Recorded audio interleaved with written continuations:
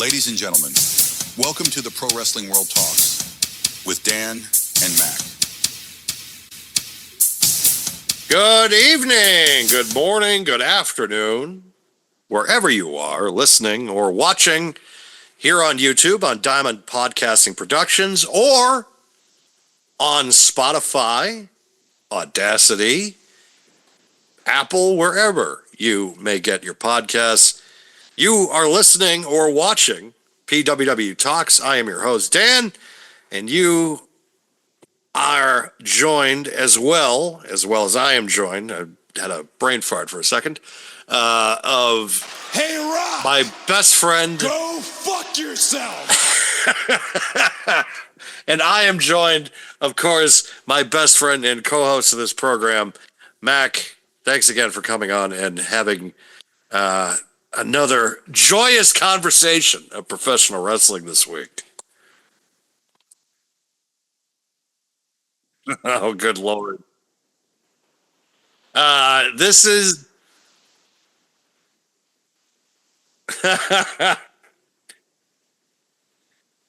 We have reached the point, I think a lot of us have been, a lot of the anti-John Cena people.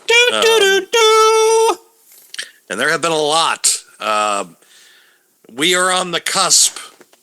We are on the eve of the weekend and of Saturday night's main event and the end of the John Cena career, the John Cena era, so to speak. A career that started in 1999 and now will finish up at the end of 2025. So because I'm not booked. This was a heavy think piece on my part to be able to eulogize a career, and also be able to take away my bias at certain points for many years and my own kind of personal beliefs on his career. Look, listen, for anybody that knows me, and for anybody that knows Mac for that matter, this man was not our cup of tea. Not my goat.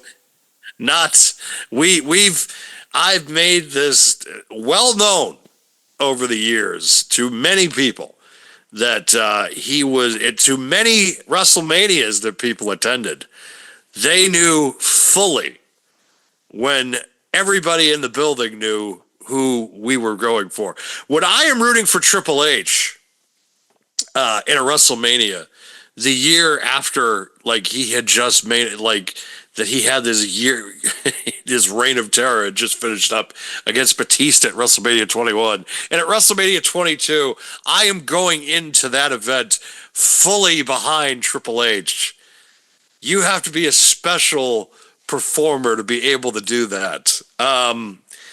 So tonight we're going to be joined by Evan from Under the Mat Radio to talk about the legacy and career of one John Cena.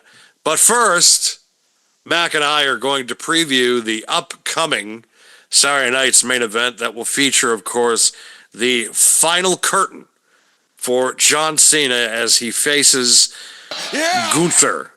Mac, is it mixed feelings going into this weekend because it's like our ghosts? Does that answer your question? That laugh? Our bane of our existence as far as wrestling is concerned is finally taking his final bow and no longer going to be our crutch, our guy that we can just sit there and be like, it's all your fault.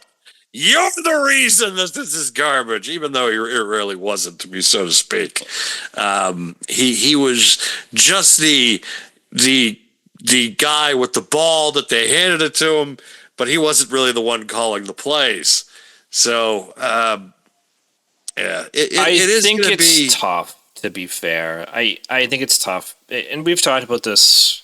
You know, like the booking for the first half of this so long farewell retirement tour, whatever you really want to call it, because Vita's in, yes, yeah. Anyways, almost went off on an even more tangent there. He's never been my cup of tea. He's never been my goat. And I think that's a generational thing of when certain people grow up, especially. You have your guy, your top few guys even, and for a lot of people that was The Undertaker. For a lot of people it was Steve Austin, The Rock, Hogan, Warrior, ironically, I guess, Savage. I mean, there was so many, and I felt like, for me anyways, it was kind of a downturn in the industry when Cena was around and he was champion. And they've done this with Roman as well, where they shoved him down people's throats, and the fan base hated it. I think people turned a corner with Roman and how he was able to have an evolution of that character. But I never really felt that with Cena. I liked the Doctor of Thugonomics. I hated the Marine. I hated Super Cena. I didn't like it. It was not for me. There was never an evolution of the character. I think that was the biggest problem that I had. 100%. The only evolution of the character was the T-shirt colors. That was it. It was one week it was green, the next week it's yellow, the next week it's orange. That was the only evolution. Hey guys, watch out. He's going to throw the towel. He's going to throw the hat next. And it's just... He's going to do the 3-finger salute now. Just I get watch it. Out. And he sold more merchandise than Stone Cold and Hulk Hogan combined. It's like, yeah, Hogan was selling in a time when you had to go to the arena and get it, and also catalogs. So that's how it was done. So hold on a second. Mail order catalogs. Hold on a quick second. So let's talk about that real quick. His shelf life was higher than both of them. Yes. If you count NWO, then technically Hogan has outsold him by far, but nobody does that, let's be real. And Steve Austin, especially as Stone Cold Steve Austin's shelf life compared to John Cena was like a fraction of the time. Also, those analogies are shit. I'm sorry. Those are also terrible analogies considering the fact that Austin has been in the top 10 sellers of merch since like 97 or 98. Listen, like that there have been changed. times when Austin's merch has still outsold John Cena. Yes. So, GFY. There were some years that Steve Austin was the number one merch seller in WWE, and that we're talking like 2017, 2018, 2019. Like the statistics were really, well, from one perspective was concerning because it's just like, oh my God, we have nobody anymore that can, like, because Cena at this point was already, because I've really considered I haven't considered Cena as a full-time guy in the last decade, probably since like 2014. The night that Brock kind of ended his, I felt like, real top-tier main event run, like he was champion every other month, that was it. That was the last time that I felt like that was, I really had to worry about him coming back every month to win the title. And so for the last decade, it's been kind of sporadic appearances, mid-card run with the U.S. title, and things like that. And, now it really, he hasn't been a pain in the fly in the ointment as far as I'm concerned, as far as the product has been concerned. The last year, however, and I don't even consider it his fault, because what has happened this year has been unprecedented. From the standpoint of, the Flair retirement, people are like, well, Flair got a Fell War tour. Yeah, he did and he didn't. Because it didn't go for an entire year. It went on for like 4 months. I don't count that. No. I really don't. I mean, listen, like, to your point, like, there are guys that 100% did not have a run, right? So Goldberg's another example, right? Like, he had a match. That was it. And then he didn't even deserve that, to be quite honest. Bret Hart agrees with you. That's all I'll say. But, I mean... You're my boy, Blue. You're my boy, Blue. At the end of the day, though, like, a lot of guys have a last match, maybe a last trilogy or something like that. They don't get a whole year. Tanahashi's getting a retirement match at Wrestle Kingdom, which they have sold out. Wrestle Kingdom, by the way, they completely sold out to see Tanahashi retire on January 4th in Tokyo. See, that's one where I don't know if I agree with that. Not that he doesn't deserve it, but I feel like he's going to come back at some point. I don't know if he's going to be legit done.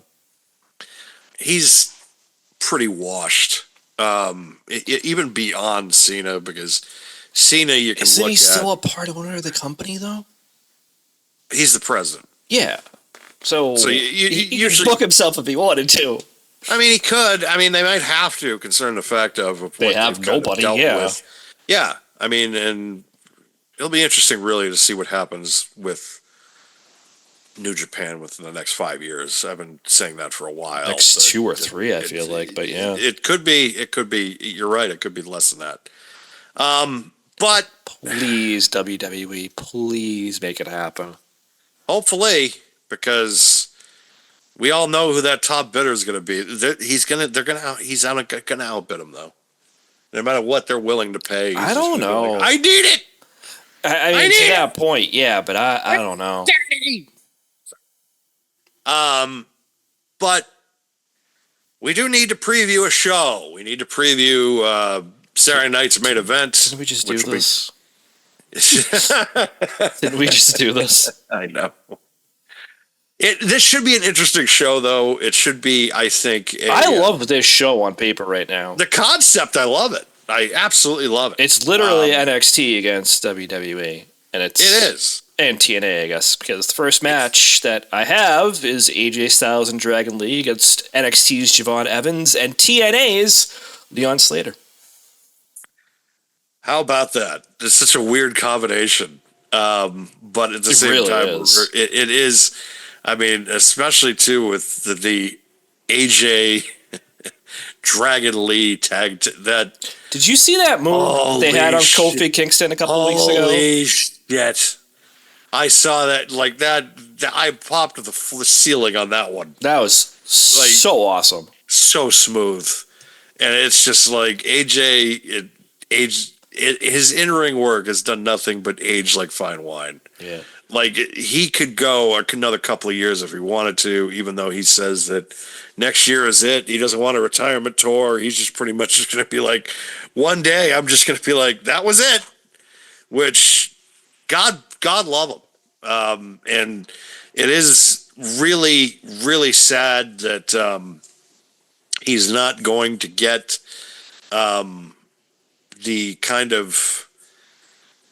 He's not going to get the send-off that Cena did, but I also think of as a performer that he looks at it from, I don't need it.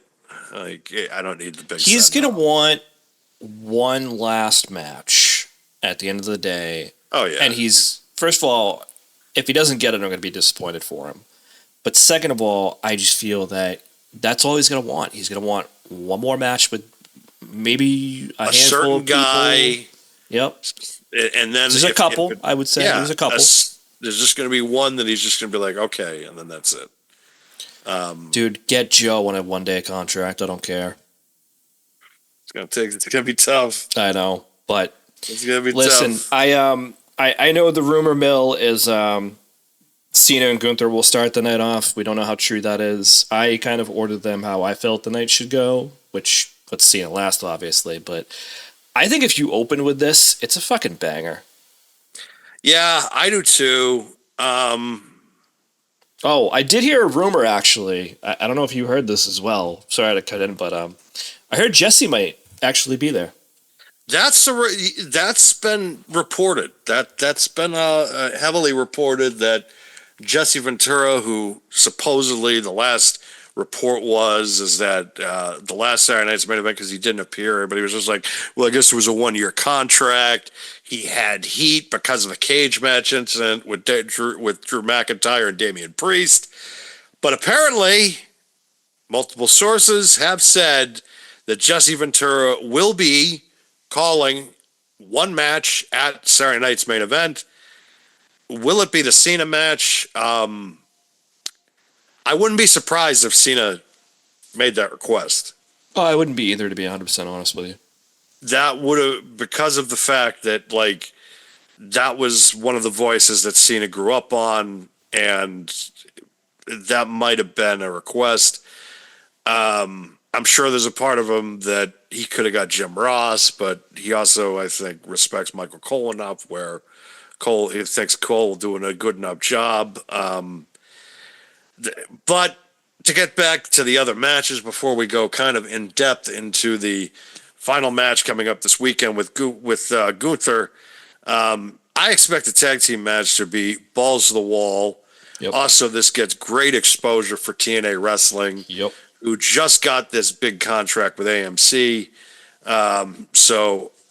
Everybody's just like, well, the money. Well, it's a big time deal. Look, anytime you're connected with a network, and the fact is that AMC, I feel like right now, at least in the last 10 or 15 years, might have a little bit more street value than anything that TBS and TNT is putting out.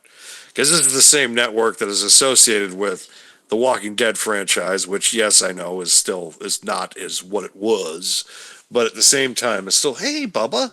Beetlejuice's main appearance and immediately taken off. I understand that the Walking Dead series is not what it once was, but yet at the same time, there's still pieces to that franchise. It still has a decent fan base. Actually, one of the new series, I believe the one with Negan, has been filming in the metro area that I live in the downtown area. So I didn't know that. Yeah, no, they've been turning over a lot of the downtown area and doing a lot of filming there because Massachusetts, of course, has been giving decent tax breaks for filming and that type of stuff. So they've been able to. It's become a hub. It's been in movies recently. Also, too, the way that the city downtown is kind of desolate at certain points. It's like, we could get some filming done here. Yeah, as you were saying that's exactly what I was thinking of. Actually, I was like, well, certain areas there are kind of shitholes, so kind of makes sense. Yeah, I mean, listen, great for TNA, not so great for other companies. But to your point, I think this gets a lot of exposure, not only just for TNA, but for NXT, because it's a very WWE versus NXT show, as we kind of mentioned at the start of the show. So I think it'll be good. I think this, like I said, this banger written all over it. AJ and Dragon Lee had, 2 great matches in 2 weeks. They looked great. And I think Javon Evans and Leon Slater having the high-flying ability that they have, along with Dragon Lee, of course, I think this is going to be a great match. Did I lose you, Daniel? No, it is great for NXT. It is great for TNA both to be able to get kind of more top-end exposure with the main roster. Also on a national stage, because there are a lot of people that are going to be watching this, which that's why if you make this the opener, I fear that a lot of people are just going to try to beat the traffic. So listen, I don't think you're wrong. I just think that if you put this first, it sets a really strong tone for the rest of the evening. No, I'm talking about like if the Cena, the Cena match. Yeah, like you're not wrong. Yeah, I would not do that as the opener unless it's like, I understand you got to give it like the last 40. You got to if you're going to give it the last 40 minutes, right? I get that. You're going to give the match 30. You're going to give the match 25 minutes, and the last 15 is going to be the big send off. Right. There's still the not last 3 minutes like they did to Goldberg. Well, I mean, you're talking about the love of the two people here. It's like there's Goldberg and then there's John Cena. It's just like there's no real goddamn comparison between both. So it's going to be tough to kind of follow that if that's going to be the opener. So I hope that this is not the case and that the other matches kind of lead in, because it's going to be a hell of a thing to kind of come back from. Like that being the opener, and then all of a sudden it's just like, oh yeah, there's some great undercard matches with some really great talent. Meanwhile, everybody else is just like, huh? Cena. Yeah, exactly. So, but yeah, I hope this match is definitely going to be like, on paper, it has the chance to be, I feel like, the match of the night as far as like, just crazy shit you're going to see. Yeah, I mean, listen, in terms of that aspect, yeah, but I mean, Sol Ruca and Bailey is probably going to be the next match after that, and Yeah, that's going to be fun too. That's going to be damn good. that's going to be awesome. And I'm glad Bailey is finally getting something, first of all, outside of a tag team with Lara Valkyria, but also something like mainstream. Because I don't remember the last PLE she was actually bet on at this point. Bailey is also getting a lot of the positive attention with the women's wrestling seminar that she just hosted in California, which John Cena had just also attended to help out with that. I don't know if even, I think he just showed up. Like she may have invited him. I don't know. Yeah. But again, she has become almost like the godmother of women's wrestling, as far as like getting just making everything, trying to be almost like on a united front. Really somebody you can't let leave the company. And I'm starting to feel like she is not going to be staying with them, unless they show her a proper amount of respect. However, then there's the argument, because of course there's the argument on the internet from everybody that's just like, well, she shouldn't be booked anyways. Well, why? Like, why is that an issue? Why is that like such a thing for you where it's just like, who cares? Like, no, it's like she's somebody that like you need to be able to appreciate and keep in your company. She makes your company better. She makes your roster better. She makes the locker room better. And also, the younger talent like Sal Ruca, it also has somebody that's going to be able to ask questions, that's going to be able to help out the next generation, the next 5 to 10 years, the next 15 years. Because that's somebody you're going to want to be able to keep internally as well, not just on the roster. And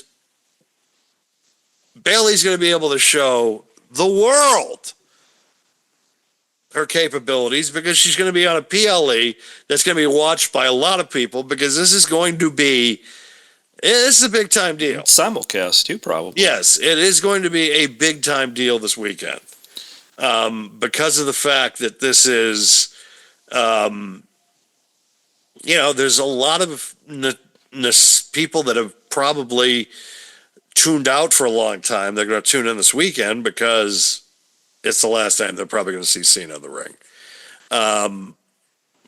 So any match on it, you have a really top up and comer with Sal Ruca, and then you have, of course, one of the best performers in WWE history, and women, not only in women, but also you could say as men too.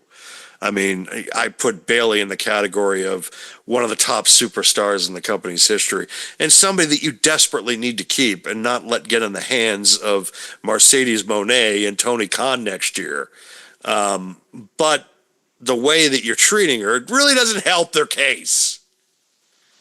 And it's tough, man. It is tough. I do feel like they're going to insert her into this whole, tag team thing with Lara Valkyria and stuff against everybody else. But like, I just, you've talked a lot about Bailey, but I just think that also for Sol Ruca, this is a really good showing for her. Oh, of course. Yeah, she's been on the PLEs, but a lot of people, we've talked about this in the past, a lot of people don't watch NXT.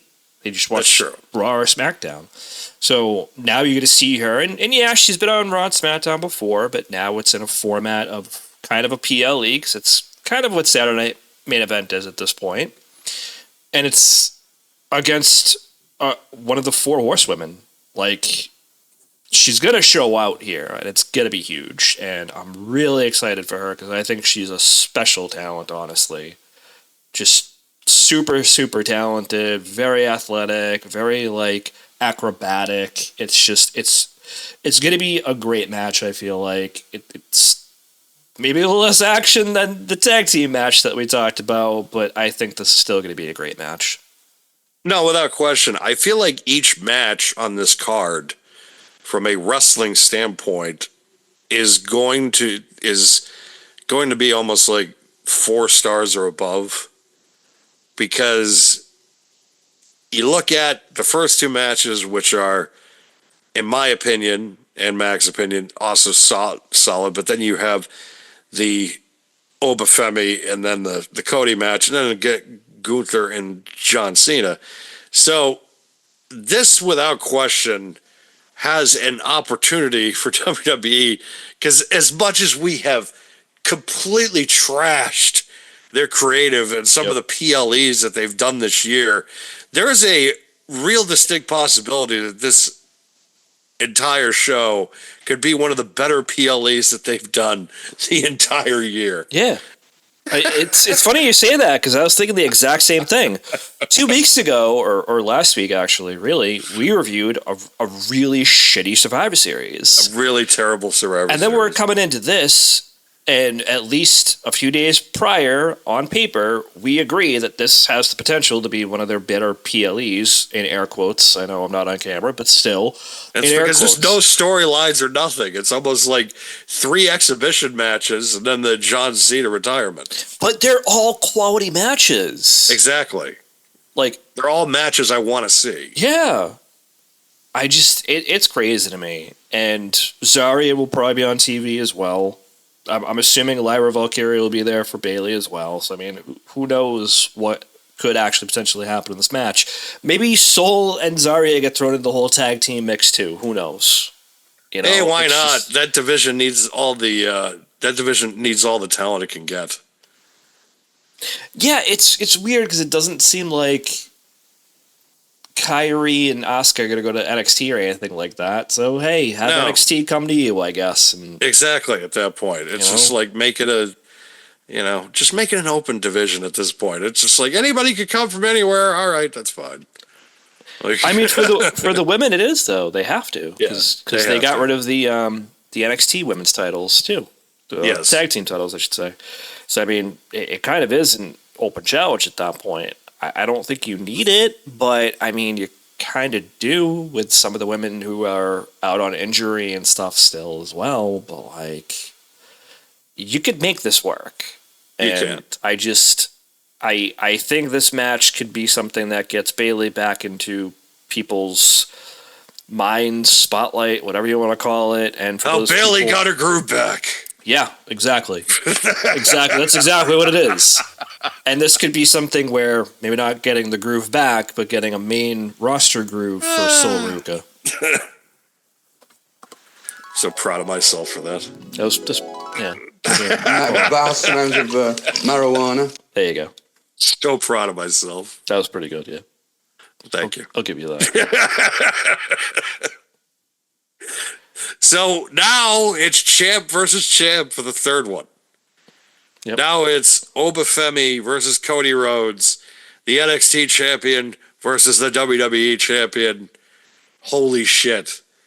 Like this, talk about 2 guys. It's just like, well, I expected this to happen, just not with kind of like, well, there's no stakes really. It's just an exhibition between 2 like ridiculous champions. And I'll say this. I wouldn't be surprised if Cody Rhodes is just like, fuck it, let him pin me. So, here's the thing. I think if Obafemi wins, they should do champion versus champion. I agree. For the belts is what I'm trying to say. For those that are like, that's what they're doing. Yeah, well, I understand that. It's just, again, folks, this is an exhibition match. But at the same time, if you really want to get people talking, if you really want to get people to start watching NXT, if you really want to have intrigue, Obafemi beats Cody Rhodes at Saturday night's main event. Yeah. That's because here's the scenario. You open the show. Let's say you open the show with what you want to open with. It's John Cena versus Gunther, which I don't want that to open, but let's just say that's the route you go. I don't want that. Your main event is Obafemi versus Cody Rhodes. Obafemi beats Cody Rhodes. Holy shit, what a way to end the show. If Cody Rhodes wins, I'm not mad, but at the same time, I really want kind of a punch in the mouth kind of ending of the show. And not like, and kind of a good punch in the mouth that's almost just like a slap that's just like, oh, I needed that. That I feel like would be the Obafemi beating Cody. And I feel like that I don't know, man. Just putting that out there of something that I might want to do. Of just like all of a sudden it's just like, holy shit. Well, let's put it this way, right? You had Becky win the NXT Women's Championship last year or 2 years ago. Right. It could be done. It could work. Yep. And I'm not going to say she elevated the title, but she kind of did, not for nothing. And when it really comes down to it, I think that you could do the same thing with Cody. And then he could drop the WWE Undisputed Championship. I almost called it the Universal Championship. And then right off into the sunset to NXT, hold that belt for a few months, build somebody else up, whether that be Obafemi again, whether it be somebody else, I don't care. You could still do it that way. And it could work because now you can create Cody Rhodes the heel, which seems like they're kind of teasing here and there a little bit anyways. I also think this is a great opportunity for Obafemi because the dude is a beast. Mm. And Cody Rhodes, not for nothing, needs a beast. He does. Because if he's not going to be heel, he has already gone through so many heels at this point, and none of them have really been convincing. Which is not anybody's fault, because if you think about all the people he's fought, whether it be Roman Reigns or Drew McIntyre or Brock Lesnar, it's just like, it never seems to click the right way. He's had good feuds and good matches, don't get me wrong, but it's like, it never seems to click in a way that's like, Cody's on the down and outs. Maybe with Brock to a certain degree.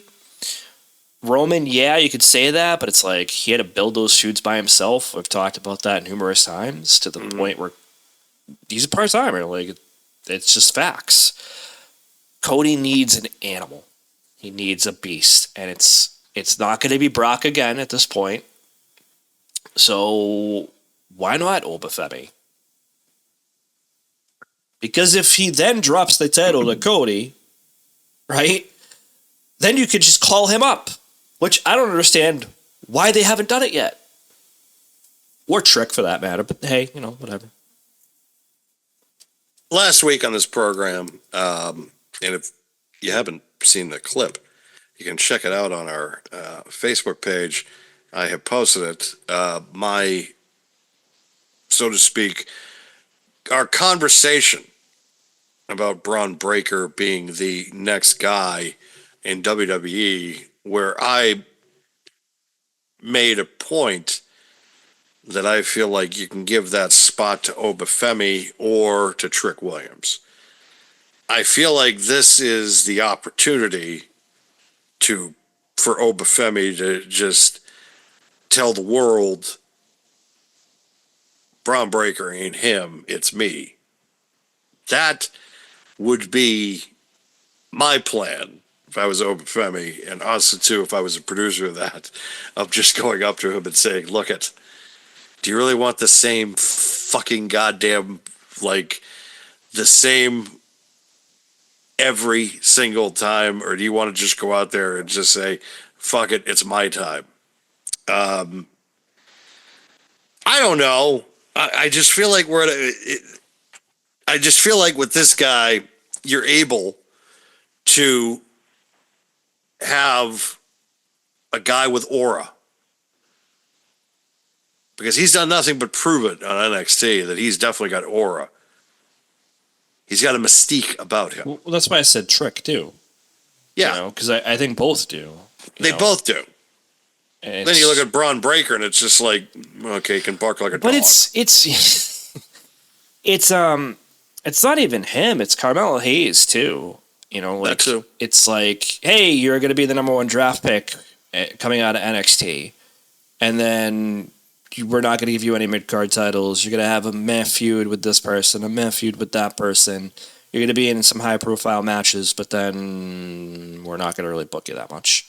No. And it's like, I don't love it. I don't hate it, because I do feel that they have built Trick up so much since calling up Carmelo Hayes that I don't even care. Trick is legit. And then same thing with Obafemi, who's going to be in this match against Cody Rhodes. I think Oba has carved out his character almost immediately. And he's able to put on high-quality matches with WWE talent, NXT talent, and obviously TNA talent as well, because he's had a few matches with them. I'm all for this, like I said. This on paper, and obviously giving Oba a push on the main roster at what is effectively a PLE. I know some people consider it one, some people don't, whatever. It's still a premier show. We'll call it at least that. Give this guy the chance, and I am willing to bet he is going to run with this match. And honestly, I don't even care who wins this match. Objectively, I want Oba to win this match because I do feel you could then build something out of that. But at the same token, if Cody wins and it's a great match, I'm not going to be disappointed at all. I agree.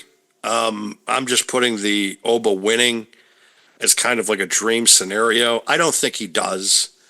I think it's going to be. Who knows though? Because there's a chance. Knowing the type of guy that Cody Rhodes is, and especially as a performer, because he's just like I'm bulletproof. He is somebody that is in that bulletproof category. That it's just like he can take the loss, and it really doesn't affect him. Especially too because what that shows is it also gets locker room morale up. That also gets not only in WWE, but it also gets the NXT locker room up. Yep. Because everybody's just like, holy shit! Like, you just give like an unexpected moment. Kind of like how Cena that one time when Kevin Owens was NXT champion. And it was one of the few times where Cena had to lose and he lost. And it made Owens. It made Owens in one night where everybody started taking him seriously. And this kind of has the same kind of vibe to it where it's like this Cody entire can show lose. Does. It does. But especially this match where Cody can take the loss in this. There's a big part of me that's like that wishes that like not really that I want to have Jordan Grace versus Rhea, but Jordan Grace even booked on the show would have been nice. But I'm really enjoying the fact of that this match really has a lot of intrigue to it because, yes, I expect the match to be a damn good one, but I also think that this really could have a finish that creates a new star. At least in the main roster. Absolutely. So that has the potential for that in this show. And we have reached that point. The final match in the career of one John Cena. John Cena... unless we have anything else to finish on the card. I'm sorry if I cut you off. No. I think we can move on to that. We have reached the climax. The time is now. You could use every goddamn cliche you want. But as of Saturday night, this is it. John Cena has said that this will be the final match of his illustrious career. Going up against Gunther. Gunther has said and stated on Monday that John Cena is the greatest sports entertainer in history.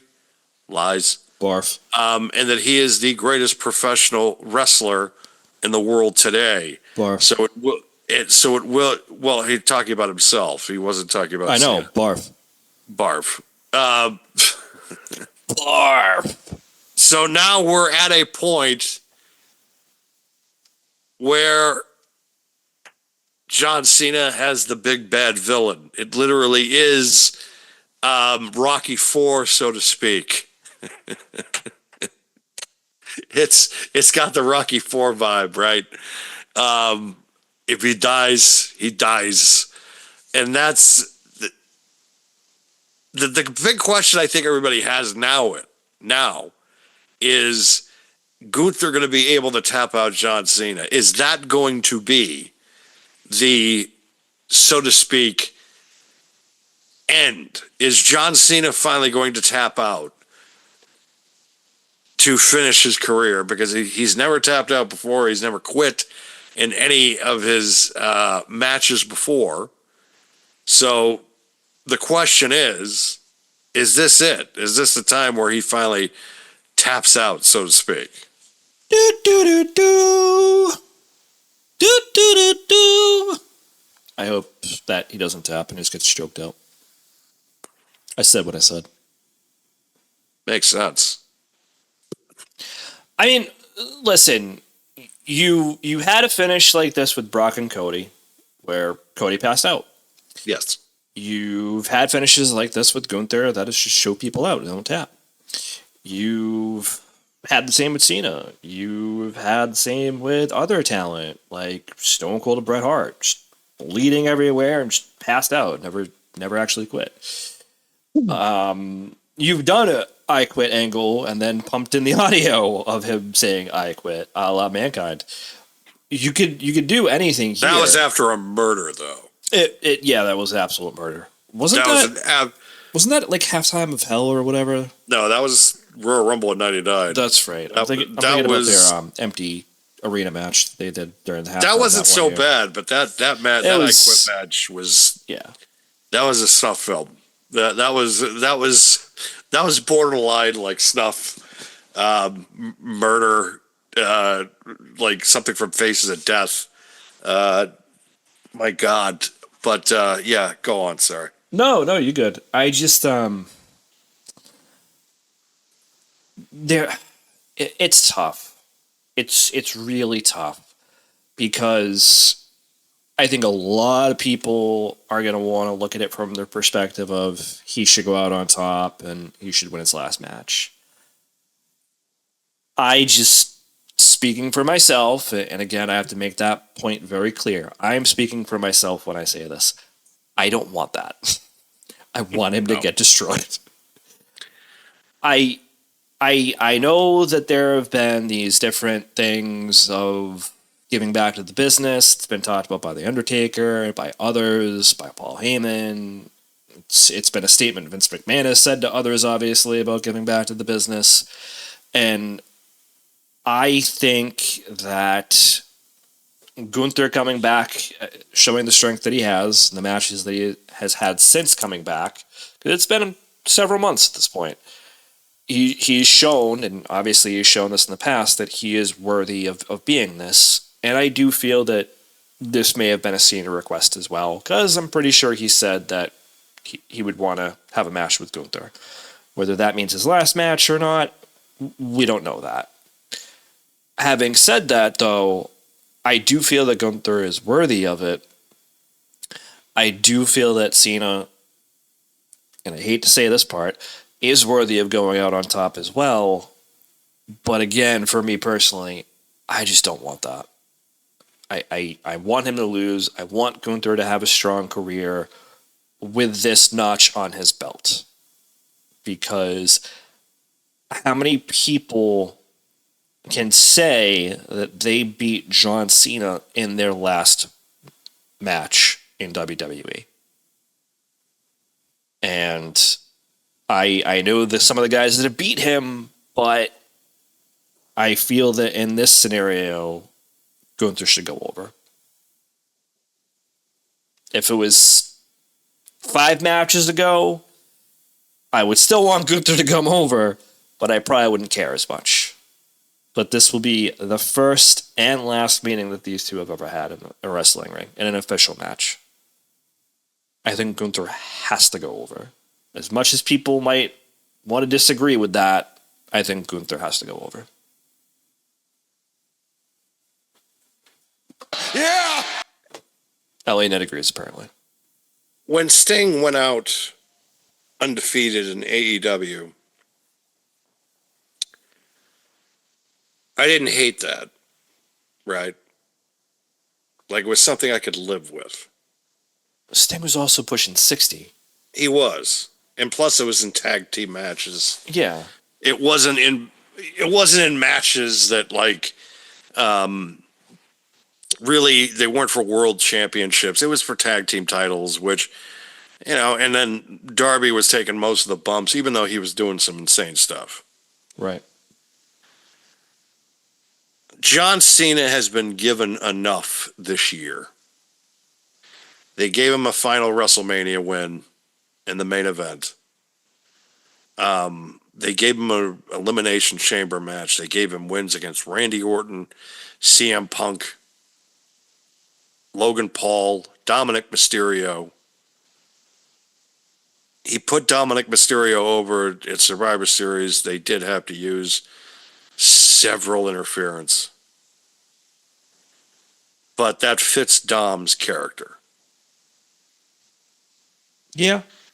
Tonight, 2 days before this pay-per-view was even happening, I'm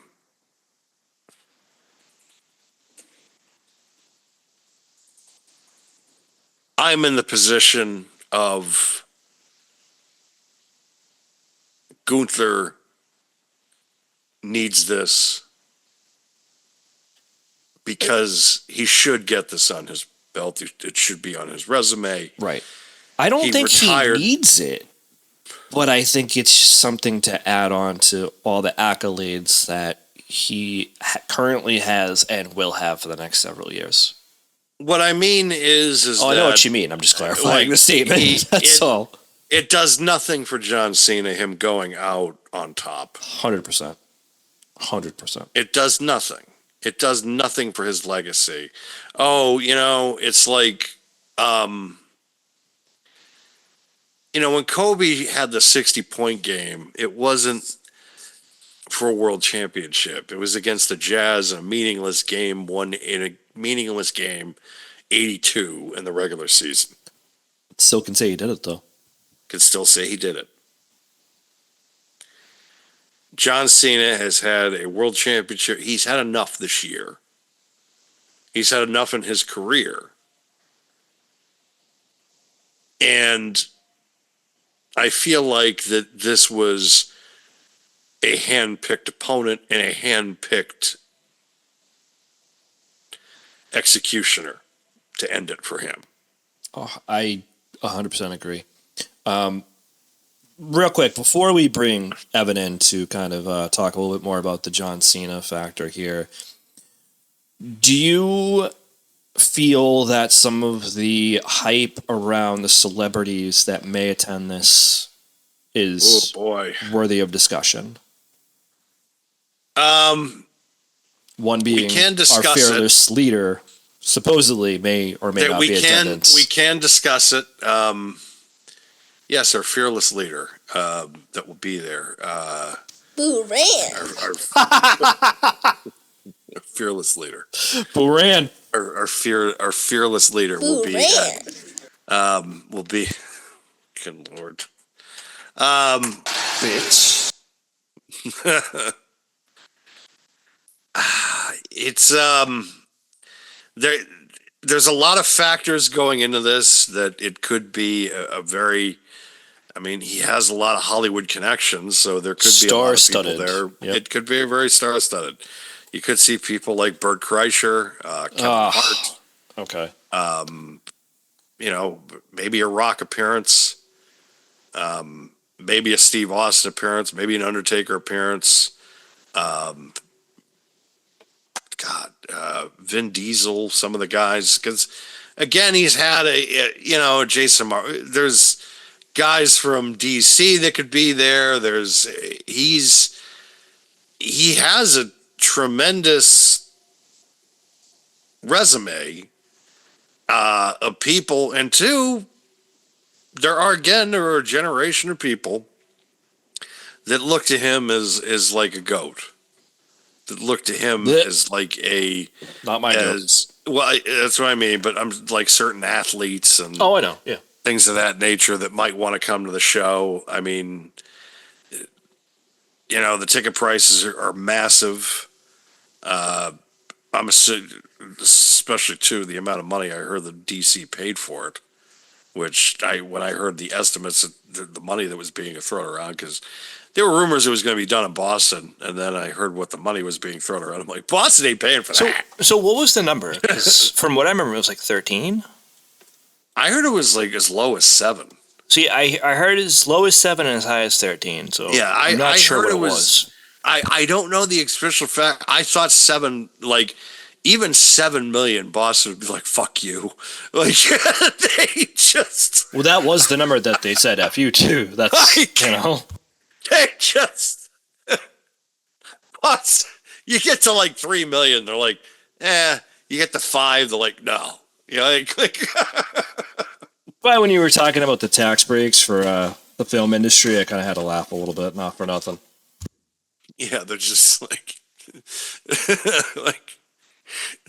they look at, they come to you with the number at 7 million, and the guy just looks at you and says, yeah, that's pretty good. Go fuck yourselves. We ain't paying it.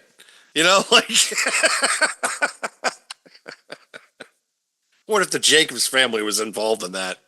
It's just like, oh, no. No.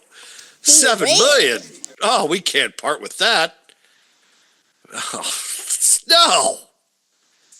We can get this piece of shit right winger that will overpay. We need to get him.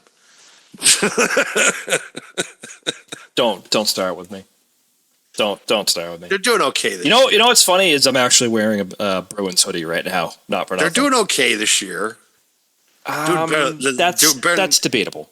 They're doing better than expected. That I'll give you. They're not the Celtics. The Celtics are doing way better than I expected. They are now. Yeah, they've had a good few games actually. Couple weeks. I've been all right. Yeah, didn't start that way though.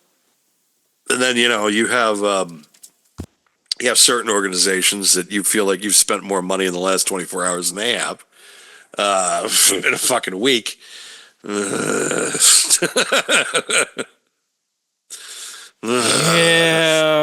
Yeah, I'm happy about Sonny Gray. Yeah, thanks. Yeah, whoop-de-doo. Yeah, whoop-de-doo.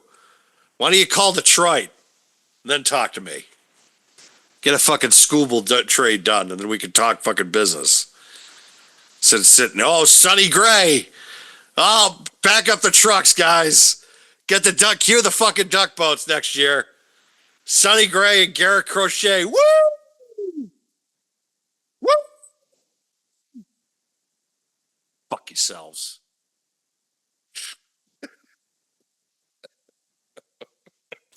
All right, you think we should grab Evan in? Yes, we should. So, folks, we're going to take a quick break, and we'll be back to finish up to talk about the legacy of John Cena and his career. We're going to be bringing on Evan from Under the Mat Radio. So, hold on tight. We'll be back in a few minutes. Yes. All right, everybody. Thank you for the quick pause or intermission. Maybe you had it pause with it, or you were just like, you know what, I'll wait for the 2 seconds if they just come back. So now we are joined by the host of Under the Mat Radio, Evan. Thanks for coming again, back on the program. Welcome to PWW Talks once again. No problem, guys. Always a pleasure. Welcome to you, DB, to Big Man Mac. Shout out to in his absence. I call him King David, but David King. Good to be here on the show. It is very freezing here in Baltimore. Just to be correct, say Baltimore, but we don't say the D. If we don't say the T, we say the D. It was good to be here. Always a pleasure to be on another um, good, ran, thoughtful, um, new and upcoming podcast, or radio. As I say, radio holds a lot more power. So definitely proud of you guys, from y'all start and what y'all doing now. Y'all staying consistent and you have your own flow and your own identity, which is very hard to do. So, coming from me, that mean I know anything about radio. Only been doing it for 15 plus years. I'm just, really proud of you guys. I feel like we're all cut. I feel like we're all cut from the same ilk. Yeah. Radio background, wrestling fans. It's like, oh yeah, I think I think somehow we're all just like in some kinship at some point. Yeah. Yes, we are. And I got those sports and pick with you guys being, Boston. My Ravens play against y'all Patriots Sunday night is flexed. So that'll be very interesting. Well, we got Baltimore first. Did they flex that game? Yeah, they flexed it. They did. Oh, that's frustrating. It is frustrating. You knew it was going to happen. You already knew. Sunday night here. I think you remember. Do you think John Harbaugh is going to get fired after this year? Nah. But if next year becomes like this year, which I can guarantee you it won't, then yes. It's not. I mean, Lamar getting hurt, fix the O line, get some pass rushers, get your interior O line fixed, then you're fine. That's the only difference this year. Lamar got hurt because of the O line sucks, the left side. And if you don't have a good O line, you can't run the ball, you can't run block, you can't pass block. Look at Brady. Brady being as great as he was, and now he coming out saying he think he still got it, which I'm sure he could. But you got old man Rivers now saying he's a grandfather for Christ's sake. Crazy. But my point where the greats Brady. Lamar still is going to be Hall of Fame. Patty Cake Mahomes and any great quarterback. That's what I call him. Any quarterback that's successful, Brady, Manning in that day, Rodgers had O-line. So, but it's better. I think we'll still make the playoffs. The Ravens always do better when we're not. We always got to go through some adversity, have a swan song, or go through trials and tribulations. We always end up doing better that way. When the spotlight is on us, look historically, that's when we're one and done. We suck. Well, luckily you're in a division that's winnable. That still has kind of some question marks because the Steelers aren't exactly dominating. The Bengals are, the Bengals. Yes. And the Browns are the Browns. Exactly. So it's like you guys can still kind of hopefully just like, okay, we can still get our stuff together and then get everybody healthy in time for the playoffs and then make some noise, because it is frustrating every year because you hear that constantly with the Ravens of just like, oh, it's their year. They're the most talented team in the NFL. Oh, it's their year. They're the most talented team in the NFL. And then just something either happens in the playoffs or there's an injury at the wrong time. Or fleet play. Throws everything out there. Yeah, it's definitely crazy. No fans listening. Right, like, I thought y'all talk about wrestling. Well, I know on my show we talk about all sorts of things. And yeah, and you guys as well. And I love pro wrestling as you guys do, but it's the fatigue of so much. When we were kids, and all we had was Saturday night's main event or the main event or WCW Saturday night, or we just had one show. And then later on, you had live shows. Later on, you had Raw. Then you had Nitro. So it was like, all right, you had wrestling twice a week. You had the Monday show. You had your syndicated Superstars, Challenge, WWE live Saturday wire. Night, yeah, Live Wire Challenge, WCW main event, um, a pro. That was it. Excuse me. You had the pay-per-views, quarterly, once every 3 months or however they did it. Now it's, to go to the topic with TNA starting the middle of January. I forgot the date. Now TNA is going to be AMC. So that means, again, we're going to have literally, because kids be want to wrestle all the time. Sometimes less is more. Now you deal with wrestling starting next year every day of the week. Monday is Raw. Tuesday is NXT. Wednesday is Dynamite / Collision. Thursday is going to be Impact. Friday is going to be SmackDown. And then Saturday and Sundays, PLEs. Yeah, Saturday and Sunday is PLEs or pay-per-views. And if TKO, WWE still want to try to be bullies against AEW, which Tony Khan, I give Kitty Khan, as I call him, his just due for not really going to saying a lot of things publicly against WWE like he used to.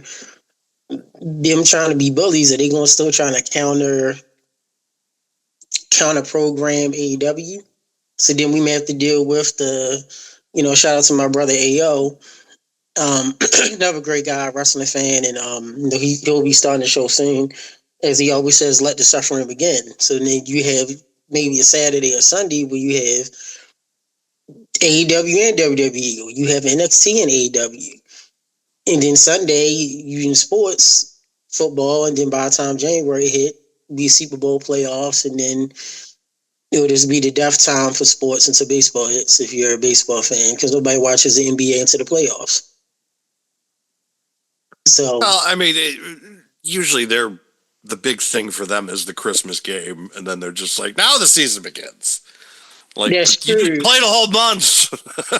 and right, and that's a good point, DB. And the thing is, now speaking of bullies, the NFL was being bullies because Roger Goodell, I'm not sure if you guys heard this, had recently said, I believe last week, that they're going to add a second game.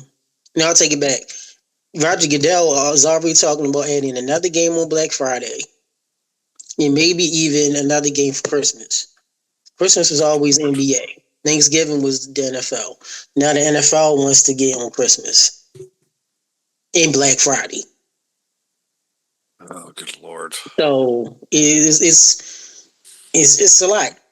So going back to Cena's legacy, talking about Saturday night's main event in a simpler time when we had Saturday night's main event, or we had those specials that we enjoyed. We didn't have to pay money unless we went to a live event, a house show, or you paid for pay-per-view.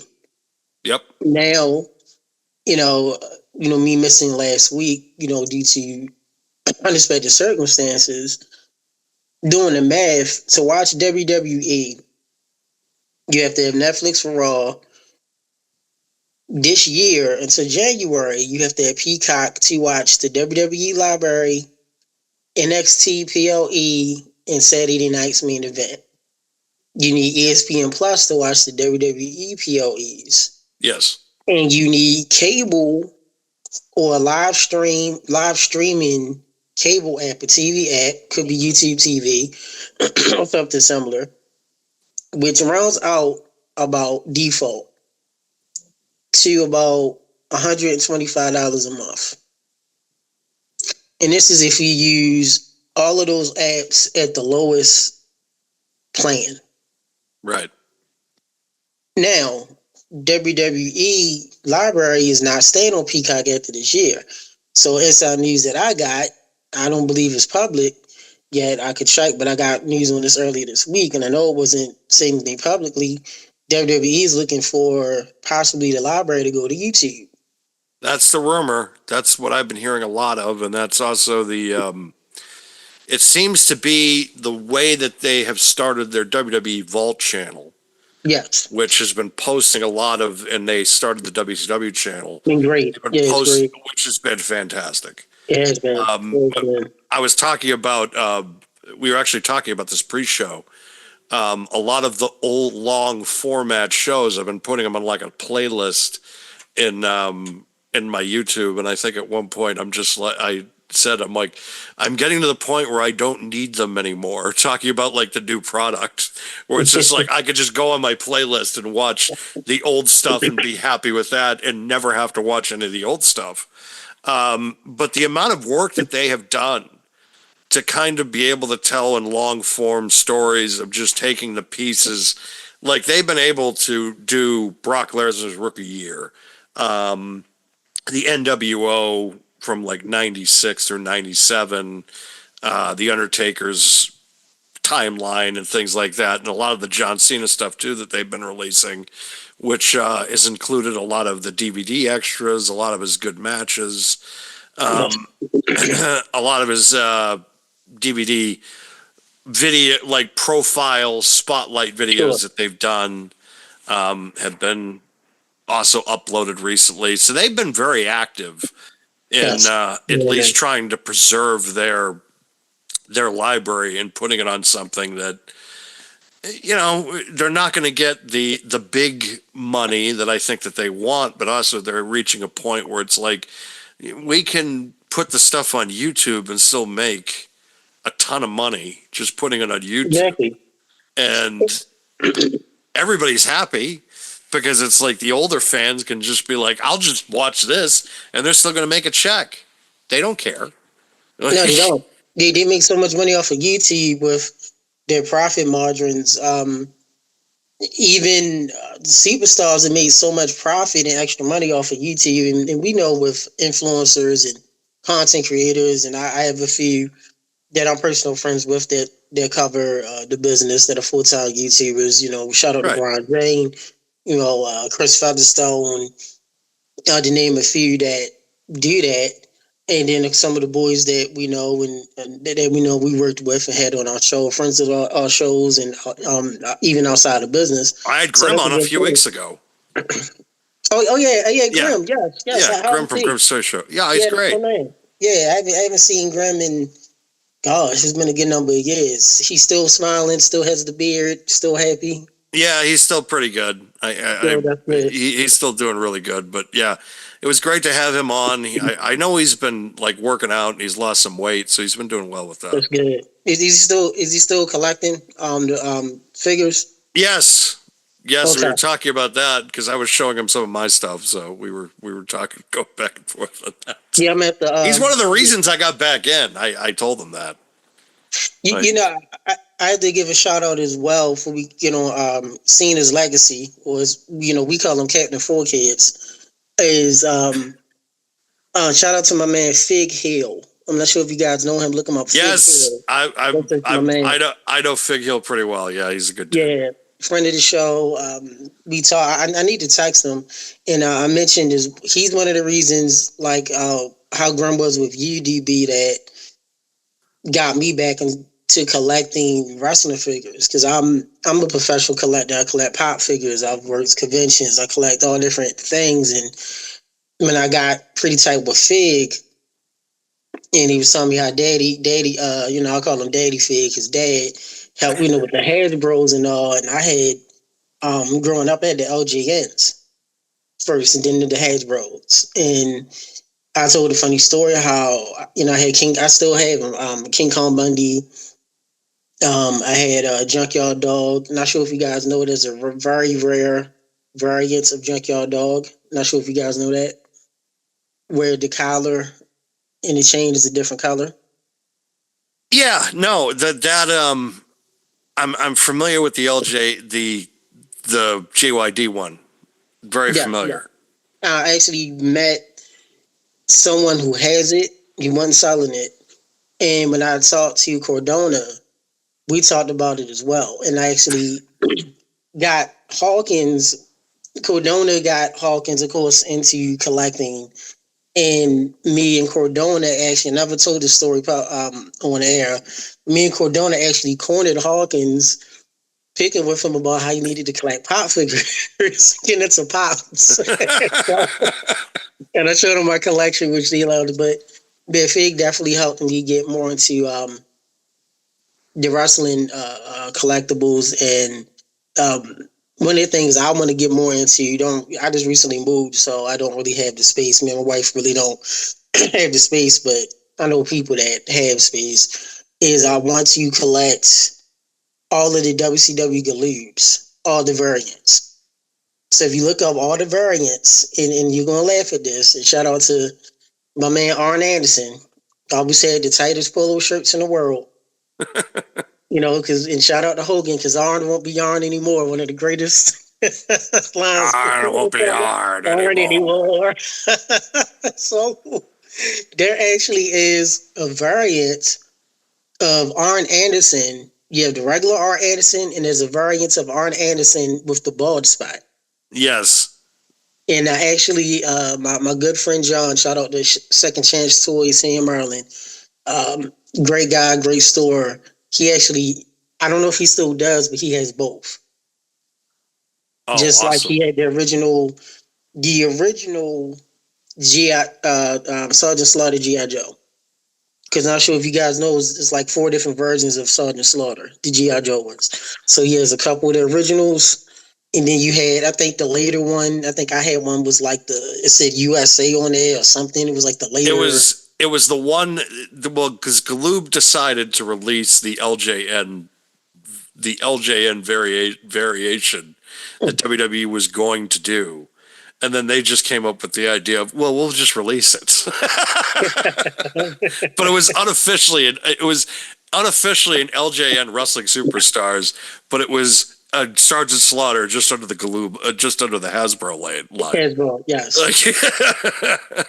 You could take the hat off. I remember that, and I feel so embarrassed. And rest in peace to the Funker, Terry Funk. Oh, and it's like, about and younger fans listening to this, watching this, we'll take you back to a time when us three, Mac still here, Mac and DB, is when we were kids, everything was territorial. I'm from Baltimore. Y'all guys are Boston. King David where's King David? Is he Illinois or? He was like Missouri. Missouri. I think he was like St. Louis. Yeah. Missouri. Yeah. So we lived in the territory days. So as a kid, I had to Sam Mushnick. Yeah, Sam Mushnick, right. So as a kid, I remember having the LGN Figures Planet, and I had this one figure, and it was this guy that had a goatee and had on like a vest and these chaps and a cowboy hat. I'm like, who the hell is this? I had no idea who he was. I'm playing around with him, painted his face and stuff. And as I got older and started doing radio and started doing broadcasting professionally, I realized that was Terry Funk. And you got to look at it from my lens, us being territorial, in the territories. I knew Terry Funk as NWA Terry Funk, Texas Terry Funk with the Brandon 9 and the weird singlet pants with the different colored stripes. So that's the Terry Funk I knew. I didn't even know he was in WWF then. So I thought he was some jobber. I knew who S.D. Jones was. I knew who Coco Beware was, because S.D. Jones I had both of them. Maybe he had the red polo shirt, had the Hawaiian or the different shirt. The Caribbean, the Caribbean shirt. Yeah, the Caribbean shirt, I had both of them. I thought one of them was his brother, twin brother, but same dude. So I knew who they were. I had Don Morocco. He had the little pose like this, and Don Morocco. Oh, with the shirt, the Don Morocco shirt on, yeah. So that lets you know, in our days, before cable, before the internet, before cell phones, all of that stuff, we only knew what we saw unless we did tape trading, which we didn't get into we were teenagers by this time. I'm like 5, 6, 7 years old. I'm like, who the hell is this? And it was fucking Terry Funk. I was like, oh. And so, and then, I'll go back, like you said earlier, off air, we would watch the older stuff and watch Terry Funk and WWF. Same thing with Harley Race. I knew Harley Race as NWO, great guy, rest in peace to Harley. Got to interview him and talk to him, and God's Green Earth and Vader, that's the Harley Race I knew. Starcade 83, and I didn't know nothing about King Harley Race. So later on, where we knew. So let's talk about this. Captain Four Kids. John Cena. The Walking Dead joke. Like that's pretty much what that's kind of my almost like my estimation of his career. Almost is just like he's just a Walking Dead joke almost. I mean, in a good way, because it's like it's hard to kind of grasp his legacy, because a part of me is like, yes, he's a great human being and all this stuff. Statistically, he has great numbers and all this stuff, but also too, he was the leader of the company. He was the number one guy when nobody gave a shit. It's like I hate to say, like, it's hard to think of somebody that it was like Tim Duncan when the Spurs won all the championships, because it's like you respect Tim Duncan and what he's done, but you're also bored to tears by the Spurs winning a championship, because they're fundamentally good. They're a great basketball team, but yet at the same time, they don't have the marketability or the they have the aura, right, of like Kobe and Shaq, and I was just gonna say the Lakers too. That's funny. The Lakers or Boston, the Bulls in the days, Boston, or the Bulls, or any of those teams. Warriors down the line later in life. I get the wrestling, and that's a good point. Even though it's out of his control, is similar to Love This Man, Madame Good Duke, Nash being champ for a year in '94. It was nothing anybody could do in '94, because that was a horrible year. So was '95. I joke off, and so was '93. No one talks about '93. 94, I felt like 94, they were they made best of what they had, because WrestleMania 10 was excellent. I thought they thought the King of the Ring was really good that year. I thought SummerSlam that year was really good. Minus, the Undertaker versus Undertaker was fucking weird. It was a spectacle. It was there. Yeah, I thought it was okay. I thought it was good. And then Survivor Series 94, I thought was really good. And then Walker Texas Ranger edition. Yeah, that was sweet. And then 3 days later, Diesel's the champion, and he won in 8 seconds. Yes, that's true. Did he just turn face 3 days ago? Yeah, he did. Same show that Becca won the title. Okay, that makes sense. And that's the fastest he ever got up from a pin. Remember, he did that jackknife on Backlund. He just got up and ran. That's the fastest you ever seen Nash get up from a pin and run. He's just running all over I'm like, is he gonna tear his quad? Like, you love you, Nash, man. Nash is a great guy, man. I met him once. He's cool as hell. Yeah, Nash is cool. King of analogies is me and good friend of mine, Sean Oliver. We named him the King of Analogies. You could ask Nash anything, and he will come up with an analogy that goes with the answer he's going to give you or related to the topic. So with Captain Four Kids, 8,570 days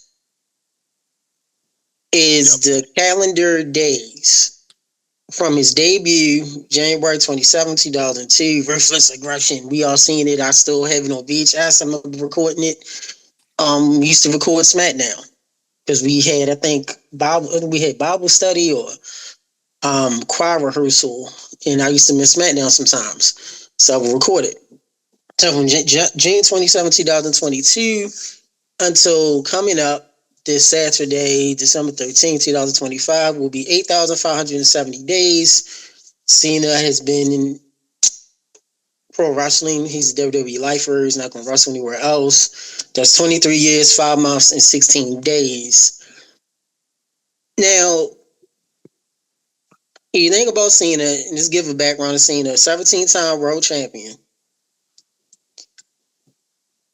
He beats records. He beats Flair's recognized world championship record belts. Quote unquote. We know that, quote unquote, because we know Flair Yes. won other reigns they didn't recognize. So Phantom championship wins, they call them. Yeah, Phantom ones. So Captain Full Kid, 17-time world champ. He was a 14-time WWE champ, 3-time world. He also one-time IC championship, which I wasn't a fan of, but until I watched his interview with Van Vliet, I couldn't understand why he did it. 5-time US champ, 2-time World Tag Team champion, 2-time WWE Tag, 2-time Royal Rumble winner. That was in 08 and 13, which I will say, one of the defining moments and shocks of his debut, his return in 08. Yeah, that 08 one was insane. Yeah, MS3 was great. He won in 2013, one-time Money in the Bank winner, 6-time WrestleMania main event. He main evented 22, 23, 27, which was horrible. I was there, my first WrestleMania. Oh, 28, I'm sorry. 29, and 41. Yes.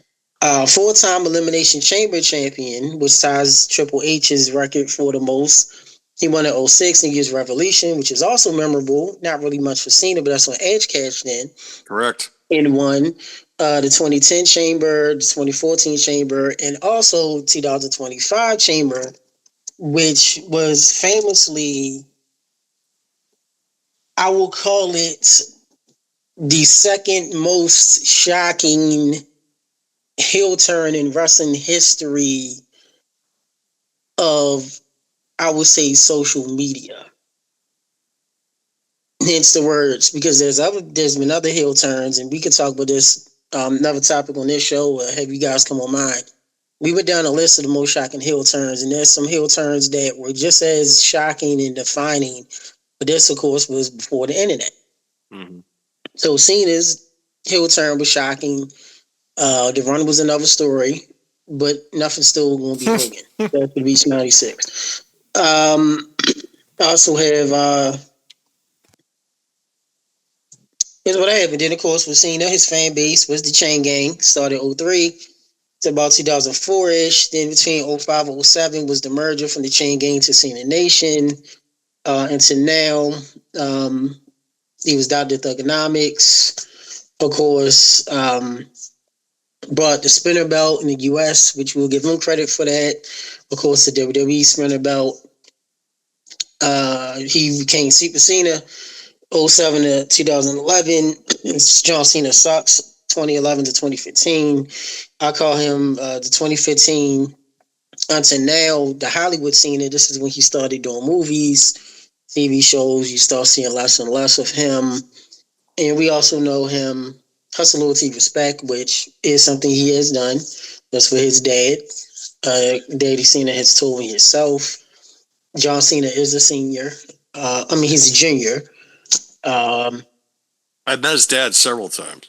Yeah, great guy. Yeah. He hates the Patriots, by the way. Even though he's born Boston. First thing he told me, he would tell you. Great shirt merch. We can give Cena that Fawcett shirts. 5 moves of doom. Now, I'm going to ask y'all this. You first, DB and Mac. Name Cena's 5 moves of doom. DB. The attitude adjustment, Mm-hmm. the 5-knuckle shuffle, Mm-hmm. the STF. Mm-hmm.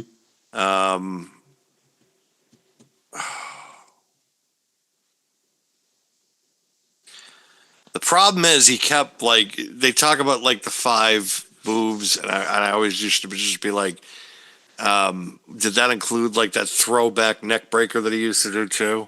Yeah, the protoplex. The No. protoplex. You talking about the throwback? Yeah, the throwback. No, that don't count. Okay. He stopped doing it. Okay, yeah, there was the Protoplex, and then I forgot what the fifth one was.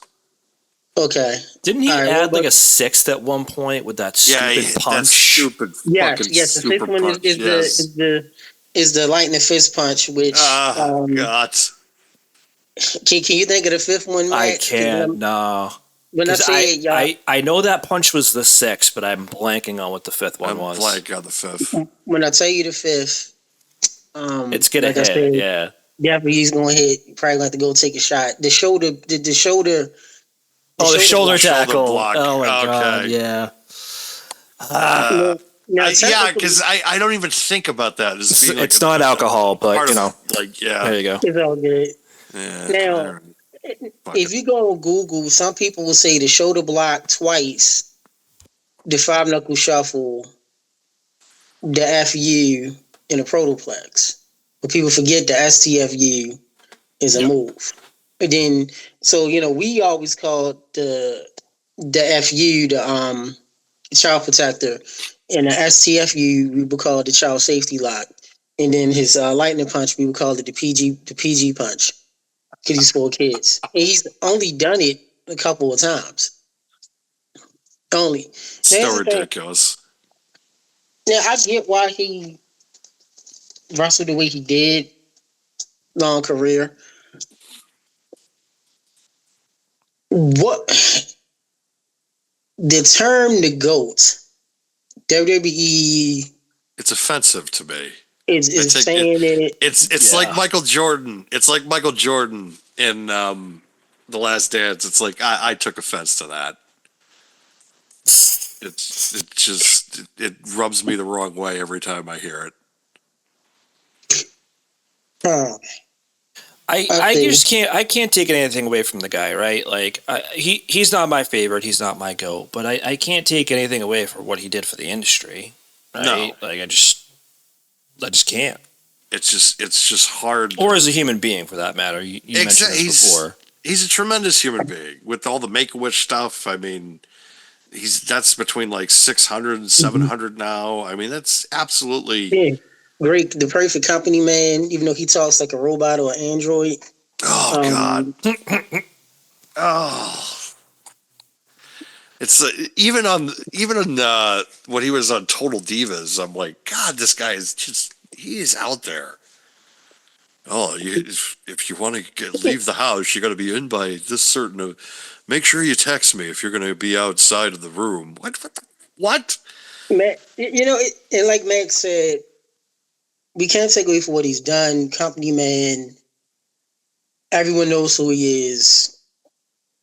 But calling him the GOAT, why? Because he beat Flair's recognized 17. Is that why we're calling him the GOAT? No, Jordan, we can see why. A lot of players has said they consider him the GOAT. And there's other legends that said no, but Jordan's probably number two. To me, Jordan would be the GOAT. I would put Jordan probably, if not 1, 2. He's not 3. Definitely can't be no lower than 4. That's my opinion. But with Cena, he's the GOAT greatest of all time. Is he better than Flair? Is he better than Hogan? Is he better than Bruno? I mean, impact wise, this impact, you have The Rock, you got Taker, you have Gorgeous George. I mean, you have other legends. You got Sting. You have Steve Austin. Stone Cold. You can make an argument that Roman has had a bigger impact on the industry than John Cena. Yeah! Okay, so what's your argument for that? For Roman? The mainstream attention that he was able to get with the tribal chief character. And also another thing, and because I experienced this, and this was just recently, I was just at Disney about 2 months ago. And I went to Hollywood Studios, the Magic Kingdom, one day, and I was wearing my OTC shirt. Mm-hmm. Every part of the park someone was doing this. They're raising the one up. Mm-hmm. They were just acknowledging. I was hearing Roman Reigns. It was like everywhere I went, to the point of my wife was getting uncomfortable because like just random people were stopping me, and it was like that wouldn't have happened with a Cena shirt. I don't think that would have happened with a Cena shirt. I disagree on that because I disagree with that. Now, Roman definitely is legend in that he's crossed over with the acknowledge me with the one, right? How many kids or people have you seen at conventions wear Cena shirts? And Caitlin Clark did what? The You Can't See Me. Well, yeah, I thought that was Angel Reese. Oh, Angel, yeah. She did the You Can't See Me. Yeah. You see tons of people doing the You Can't See Me. So, Reigns definitely right. Carried the company on his own for 4 years, plus the Bloodline, the Wise Man, that whole, like Dragon Ball Z, that whole era. Roman Reigns, Tribal Chief, Bloodline era, those 4 plus years. That was Roman Reigns carried the company. He definitely saved WWE after Cena was gone. He definitely crossed over with a universal taunt. But that's what Cena did as well. Cena did it longer. Same thing with the Suck It, the Too Sweet NWO, the Yes Movement. That just means he crossed over. I think Cena overall has a bigger impact on Reigns as far as longevity. And the fact that he's the last person that is bigger than WWE. Because remember, they're not letting anybody be bigger than them now, especially with TKO. Reigns is big, but he's big manufactured because of WWE. They're not going to let him get bigger than them if he still wrestles. Now, if he does something over, you get what I mean? Like, while he's still in WWE, Cena surpassed WWE. So did Jericho, Brock, Punky. I don't count Sting because Sting owned his own stuff. That's different. He was a legend before. You can't count Flair because Flair. The legend Hogan is Hogan, bigger than life, bigger than WWE. Macho Man, bigger than WWE. Warrior, even the bigger stars. Piper, bigger than them from them, but they kind of transcended. The Miz. You forget about the Miz. Right. Bigger than WWE. So, yeah, I mean, seeing his impact, you can't deny. Bigger than Reigns. The only thing that I think stops Reigns is because he only had he only had them 4+ years of where he was the man. Cena was the man from 04, 05 up until... The reason that I kind of I say that Reigns, I feel like, was a bigger kind of entity, at least from what I've noticed, is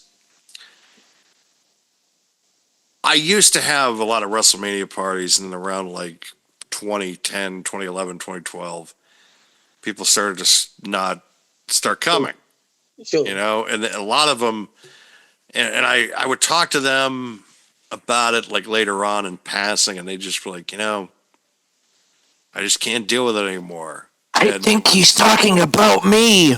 Yes, not just him. Not just him. There were others. There were others in my inner circle too that would just, a lot of people weren't showing up, and the main reason that they was, John. You know what? That's a good point. And I, all of a sudden now, 2021, 2022, everybody's asking me. They're just like, I kind of like this tribal chief guy.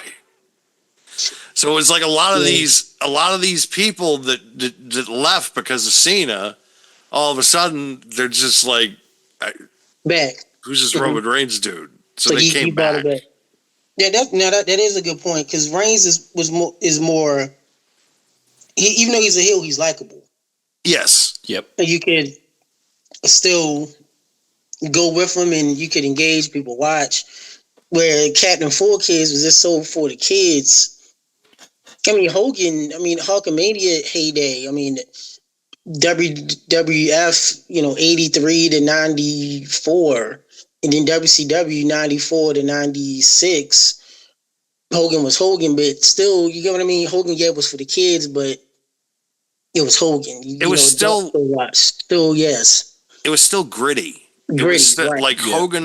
Hogan was still gritty. And there was still blood involved. It didn't feel like, occasionally you'd watch a pay-per-view and there would still be like a match that had like not an obscene amount of blood, but a decent amount. Oh, yeah. And Hogan did heel moves. Remember, Hogan did Irix. He did the back yes, break. Yep. In the Rasha, it's Hogan, as we joke. Russia. Yeah, he's a Rasha. We actually have my friend, my wife actually says this sometimes. Rasha random. actually pulled a prank on one of our good friends, Cara. We had I picked around with her and I was like, about the Rasha. She was like, "What is that? Is that a?" And then my sister too. She was like, "Wait." They was like, "Is that a book or something?" I said, "No, it's a new religion." And they actually believe me. So I just told him. I said, "Nah, it's Hogan." That's he just used to say that. He just used to say that just to cover up him talking, calling the spots. But Cena does very loud. Clothesline. Oh God, I hated that. Oh, it's like audibly you hear it. Shoulder tackle, like fuck you, stop. Yeah, it is. Is now to your argument, DB, I can see what you mean with Reigns and Cena as far as impact. Now I'm a add a little wrinkle to this real quick. We talked about how Cena being Captain Four Kids, and most of us as adults, grown men, like, yo, you getting on my nerves. Like, Cena sucks, whatever. Yeah. What is worse? Was it Cena then doing the Captain Four Kids or Cody right now? I'm gonna say, for me personally, anyways, and Dan, you could have your own opinion on this, but for me, it's still Cena, and it comes down to the different styles that they work. I think Cody can be an incredibly wonderful worker when he's with the right person, which is a majority of the time. I think with Cena, you literally just hit the nail on the head when we're talking about him calling matches, and it's so obnoxious. And I think he has always had a resiliency to trying new things in the ring. I think we've seen that over the years. We've even seen it this last year on the run. He's trying some new things, but there's no risk, really. I remember when he took the barricade spot with Cody, I was shocked. I was like, Cena's doing something risky? What? Yep. SummerSlam. Yeah, the SummerSlam match. I forgot about that. Yep. I just think that when it comes to Cody, it's a different vibe because some of the heels that they've thrown at him, it's just there have been not great things from it. Like, him and Drew McIntyre should have been a great feud. It really hasn't been. Him and Brock Lesnar was decent, but that was after his torn pec, so of course it was going to be good. They have to build him up to then challenge Roman the next year. So I feel like some of the stuff that they've done since he's become champion, I 100% understand the question in context. But for me, he's still a better worker than Cena will ever be. Oh, yeah, of course. I mean, Cena... a move I forgot wrote on my list. Remember that flying leg drop thing, like that flying ankle press. Oh, God. Nobody talks about what is that? I don't know what that is. My favorite one of that was when Batista caught him with that power bomb and broke his neck. Oh God, I know. Yeah, oh yeah, that was love it. That was great. Is that he called him Bautista? Just like bow. I think that was another big wrinkle, I think, for why I could not fully get on the Cena train in 2005 was because they had Batista, and Batista was cool as fuck. Like Batista in Yeah. 2005 was a bad dude. Like he was somebody that you wanted to get behind. He looked also like someone from the old school perspective. Batista in a suit in the World was like- Heavyweight Championship. He was like the old school good looking uncle. He was Yeah. money. Yeah. Yeah. He was money. Yeah, he was. Like he was money as champion. But- And it just Cena had those guys though. He had a Batista, he had an Eddie Guerrero, he had a JBL, he had an Undertaker. Cody doesn't have any of that. I know. You know, Cody doesn't have any rogues gallery. Think about no, it. at all. Yeah, Not. You know, we're not talking. And anybody listen, we're talking about Cody after him beating Roman. The one thing he did right, his biggest adversary was really KO. That KO for our rivalry was amazing, but KO got hurt. Right. McIntyre, what are you doing with that? Who is Cody facing?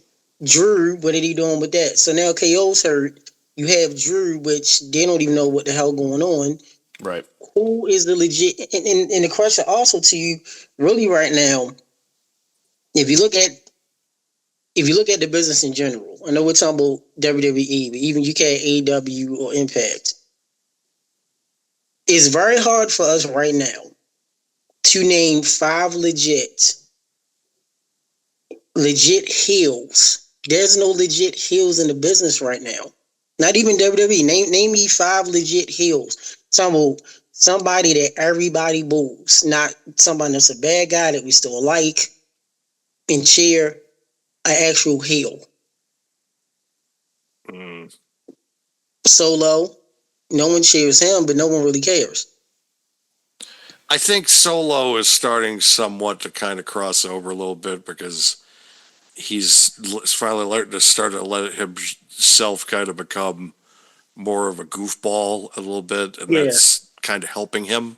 But I mean, to that point, I do agree about Solo, but that match he had with Gunther in that tournament, that was phenomenal. Yeah. I didn't know Solo had that. Honestly, So Solo he got the Samoan blood, the untouchable. that's true. He's baby Oos, as I call him. I mean, Baby I knew Oos. about I knew about Solo, most people didn't, but talking with Daddy Oos, Daddy Kishi, and their uncle, small SWAT team Samu. I remember them telling me, it was like, well, they use the government names, but basically Jay and Jimmy. Jimmy's monkey in the middle, by the way. That's his name as well. Because what the hell was he doing? He's just there. I remember them mentioning, like, hey, they got a little brother that's coming up. And I was like, okay. I forgot his actual name. They called him. I was like, all right, cool. And I just knew seeing that, younger pictures and what his father and his uncle talked about him and others. And I was like, he gonna be something. So yeah, Solo got it. He just, similar to what DB said, the argument with Cody and Cena is, when Cody's in the ring with somebody that can go, you really see it. Yep. Solo, I think, also because of Solo's style. So Solo's in the ring with somebody like Gunther. Yes, you will say Gunther is a legit heel, but I was about to, yeah. but people still cheer Gunther. Now, I didn't see the Gunther and Solo match, but when I got word, when it was announced that it's Gunther against Solo, I automatically knew, okay, the fans are going to probably cheer more Gunther than Solo. Was I correct? Yeah. Yep. Gunther still got likable traits. You still, even though he's a heel, you still kind of like him. He's like you said, the old school smash mouth, 80s, 70s, like the Dick Murdochs, the slap you, the Regals, the Dave Taylors, like that. You're just in your, and I love Dave Taylor, one of my underrated guys. Regal, Dave Taylor, 100%. Doug Williams, remember him? Yes. We still do that taunt today, random in the store. So, just think about what legit heels do you have? Who's a heel right now in WWE that you're like? You can even add AEW. You can say MJF for a bit, right? But guess what? MJF, people like him because he's a heel. Yeah. You can say Joe. Maybe Ricochet. Yeah. Okay. Yeah. You know what? You're right. Ricochet. No one cheers for him no more. And he looks a little. little sus. Is Well, his social media behavior has really kind of fucking yeah, that's true. not helped him. Like, and I don't care if he's playing it, if it's his character. There is a point too where it's just like, Okay, so you got Ricochet, the Power Ranger. He remind me of that. Remember, he used to do that taunt WWE. Okay, so you got Ricochet. Who I else? feel like that's it. I feel like that's it. I mean, Like, could you because say? you could sit Tessa- there and say like some of these guys like your Dominic Tessa Blanchard, Mysterios. maybe, but that's for different reasons. That's like that's personal. That's a personal thing. I just feel like a lot of the heels at some points have this like crossover period where it's like kind of like you said, right? Where it's like either they're not fully heel or people cheer them for XYZ reason. Because I remember 6-7 months ago, if not even less than that, people are booing the shit out of Dominic Mysterio. You can't even talk. Oh yeah, he was one of the best heels a few years ago. Now look at him. Yeah, he's crossing over. You know, in a big way. Okay, I got a couple. Not regrets. Don Callis. No one cheers him. That's fair. He's not. He's not really He's an working asshole. No one cheers him. I just thought about it. Moxley. No one cheers Moxley. No, granted. Well, no, I'll take it back. There are fans, even though people not really a fan of the Death Riders, they still have likable appeal.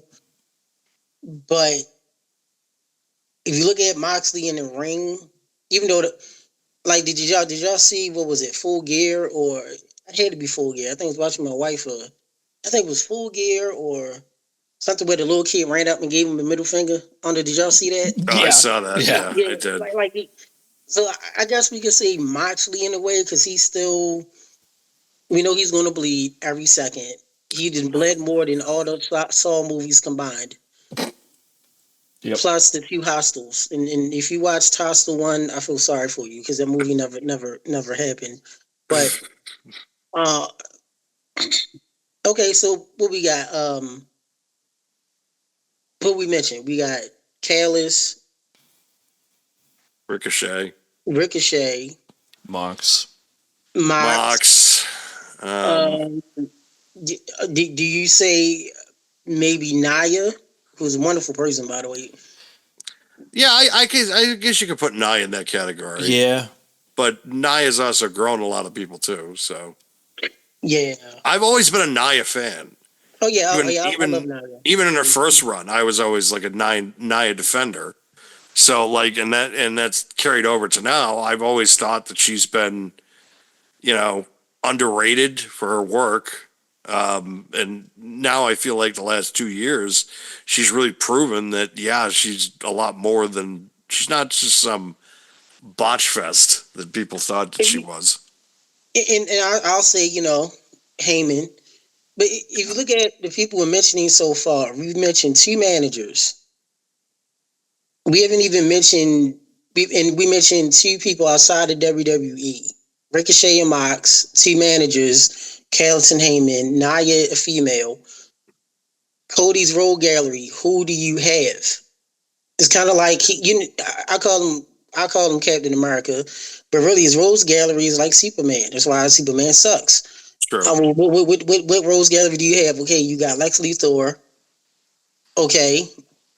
Luthor in the Kryptonite suit, rare. Brainiac, most Superman fans, most people in general don't know who the hell Brainiac is. Oh, now you had Doomsday. He came and went, killed you, you resurrected from the dead like Jesus Christ, and then he's gone. Who else do you have? You fight everybody else's heroes.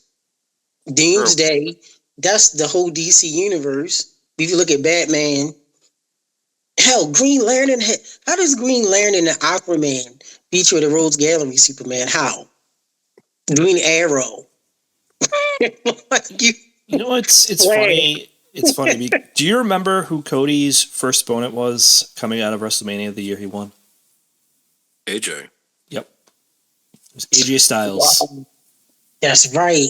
And it was a 5-star match, don't get me wrong. But when that was the case, I was like, they don't know what to do yet. It was it was almost immediate. That was the vibe. Spinning tires here. Isn't that when AJ was like heel for like a brief? Yes. Kind of like that time they did with give you another example when they just downloaded somebody because they didn't know what to do. Was it? Do y'all remember when Kofi won? I was there. I don't know if you. I think one of you guys was there when Kofi Mania when he beat Daniel Bryan. I was not in the building, but I was not in the building, but I remember that happening. Of course. We being after this, I could tell y'all the bore fest that was so damn long, and people was falling asleep during the Triple H Batista match. And I'll tell you a funny story after that. There's a live botch that only if he was there you could see it. You guys, since y'all wasn't there, y'all didn't see it, but when I explain it to you, go back and watch the beginning of that Batista Triple H match. And when I explain what happened, y'all going to exactly say, oh, that's why it looked like it did for like a minute. Okay. Y'all remember what Kofi's opponent was right after he beat Daniel Bryan? Either it was like right after, like the month after, or the month. It was either right after Mania or Dolph Ziggler, I think, maybe? Yes, they downloaded Ziggler random as a heel. Same thing with AJ. Once again, should have been me. Should have been you, Sean. Yeah. And that's another thing with the Rose Gallery. Look at Cena, even though Cena's not the GOAT, but Cena had so many people. You had Edge, you had Orton, like 89 times as a heel. You had regular heel Orton. Then you had Psycho Orton with the buzz cut. And then you had that. He also had Khali and Ryback, though, too. Well, everybody has to have one of those, right?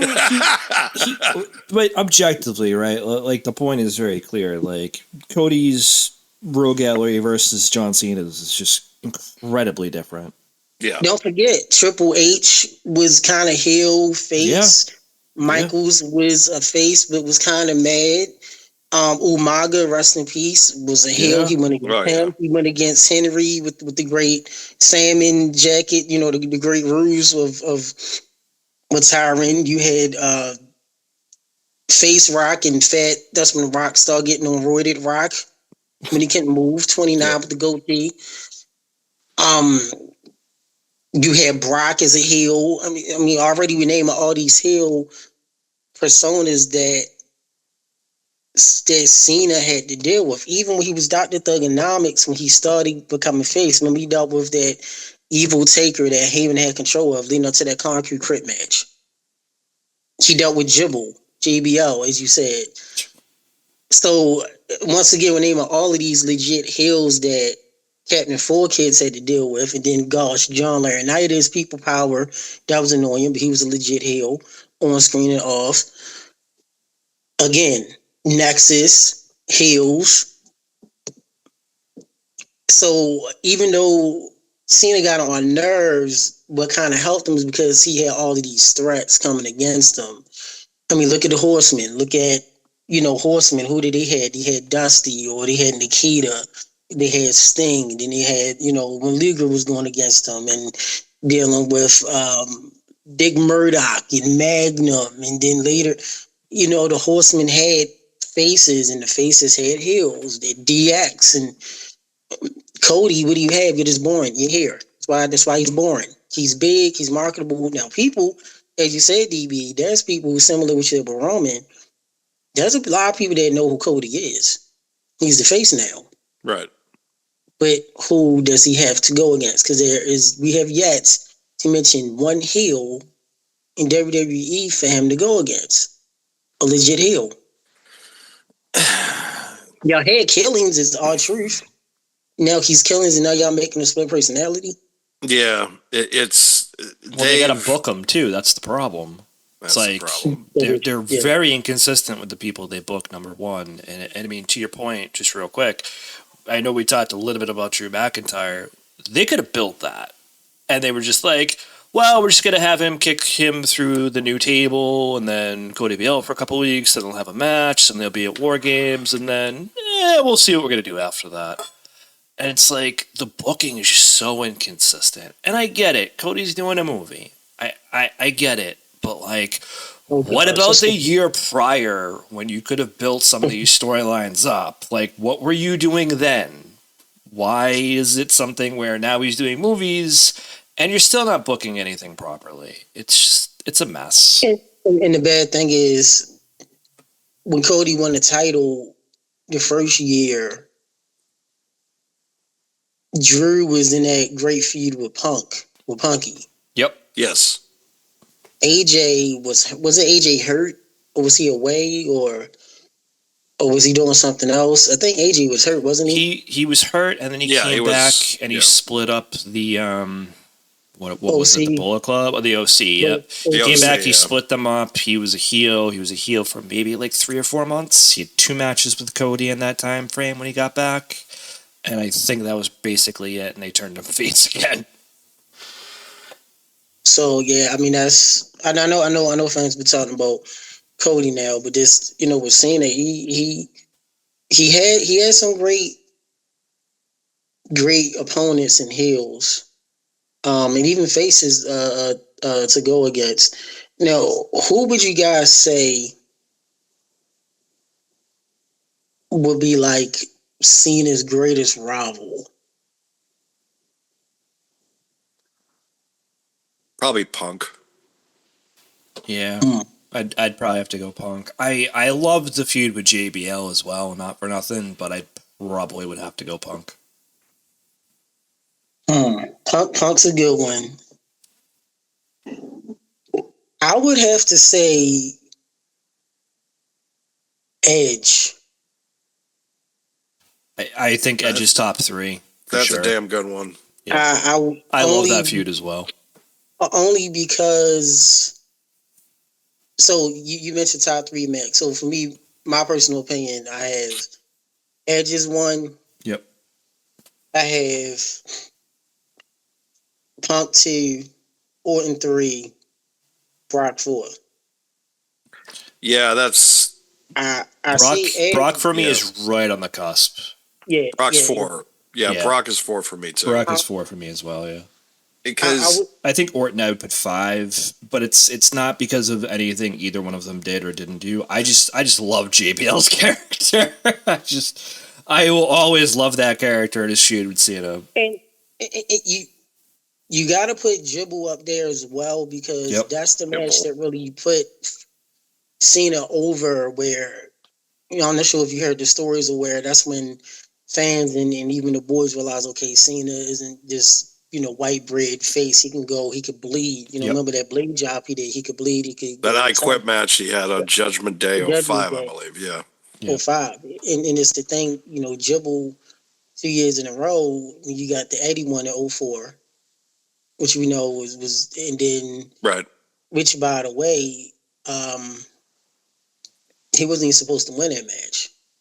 I'm not sure if y'all guys know the story about what made Vince change his mind. When he cut that promo, which is no longer on the network, but I actually have it, the unedited version. Remember, he went through that promo about Eddie and the Foreigners and y'all gonna swim. And yeah. That's when Vince decided right then and there, we're gonna get the title to him. Taker mentioned it on his show, and a few others did. I also heard that as well. But going for 2 years straight, the Jibble feud was good. The only thing about it, not that JBL has to win. JBL never beat Cena. Cena always got on top, which was good. But you can't have a rivalry unless you have equal. Like, I win a little bit. Like, Brock and Cena now is 1-1. You got Extreme Rules, and then you got WrestlePalooza. Cena beat him at Extreme Rules 12.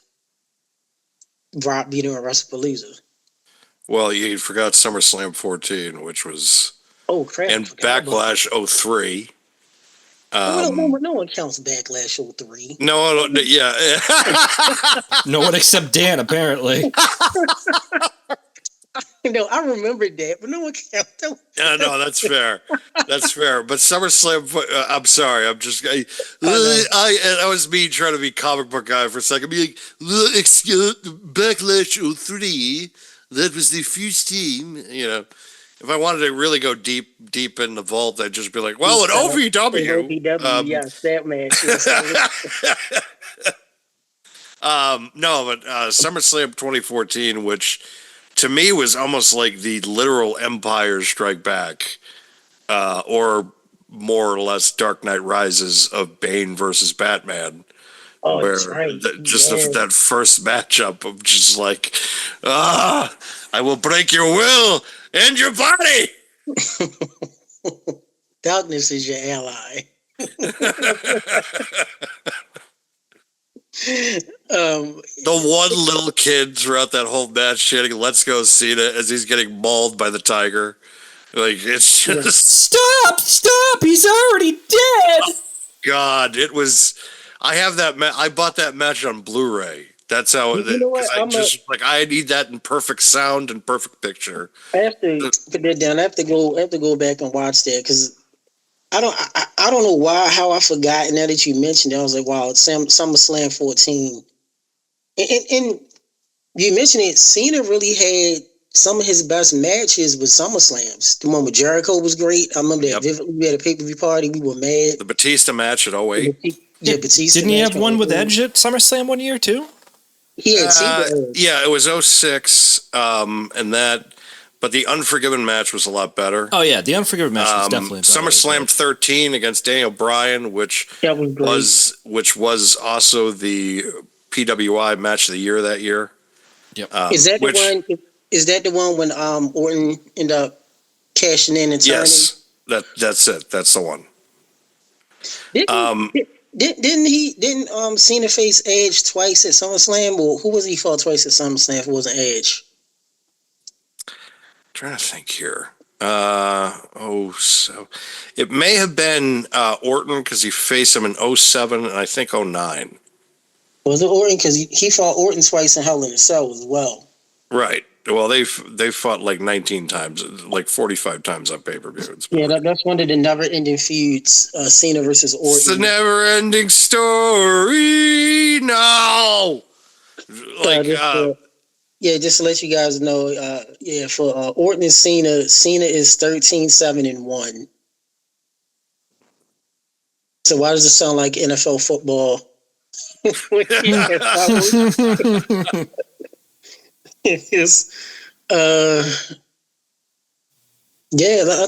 think he did. Yeah, he did face that. He did. I think he did face Orton in SummerSlam twice. Yeah, I think it was 07 and 09. Yep, you're right. 07 and 09. Then you fought on twice at Hell in a Cell. And then the 2010, that famous debacle, which is that the one where he was drooling? Is that the one where Orton was spitting and slobbering with the headlock? Or was that the old? What was that? Not the 2010 one. The one before that.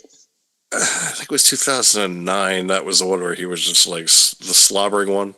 Yeah, Psycho Orton with that was 09. Yeah, that was the which was. Hold on, guys. Baby, you all right? It's like you're trying to make this guy like a hardcore heel, but it's a PG product. Yeah, so you PG, the best thing you can do with no blood, just gonna add a bunch of saliva. Hold on, guys. Check my babe, you okay? Yep. All right. Sorry, I was checking on my wife, guys. You good? I said the big boom. Remember you mentioned about Hell in a Cell? I heard a big boom at my house. I was like, what's yeah, that was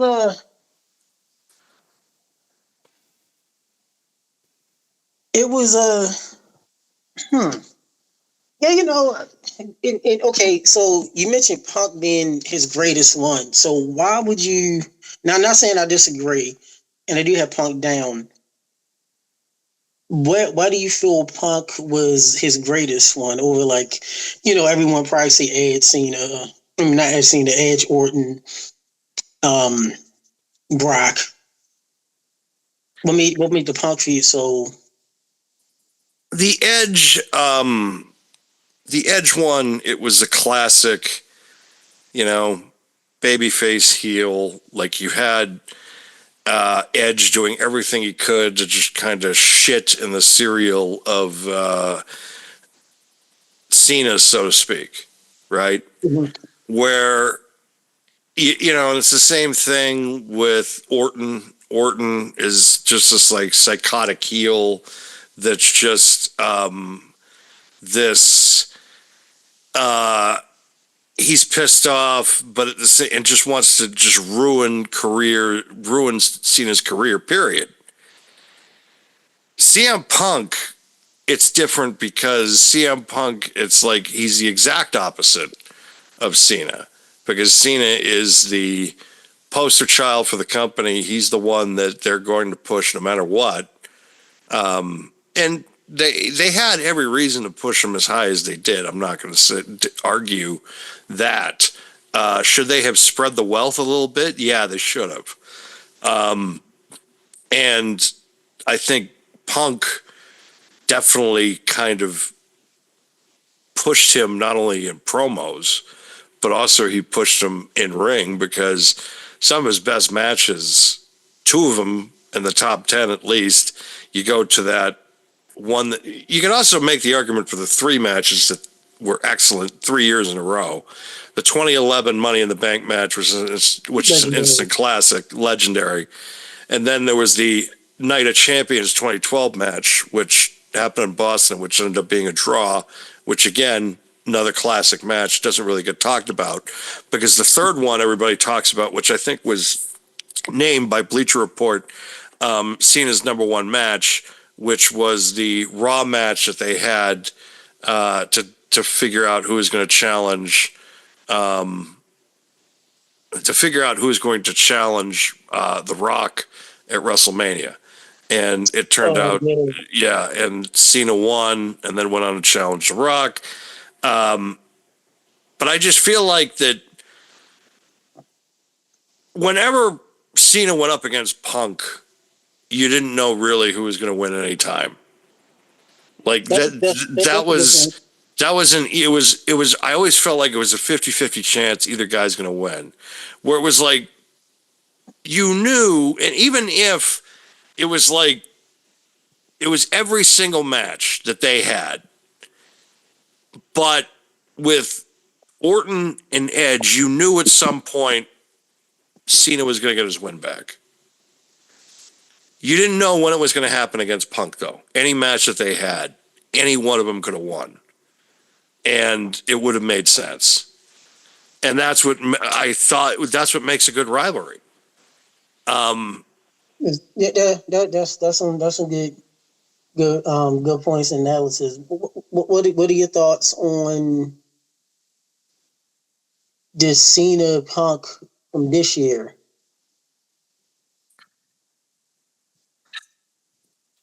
The problem with this year is it was a nostalgia trip, and it was short-term booking when you had so much momentum coming into this year from the last year and the year before, and you also have so much that you're trying to prove because you're on Netflix now. You're getting another contract down the line, which turned out to be the deal with ESPN.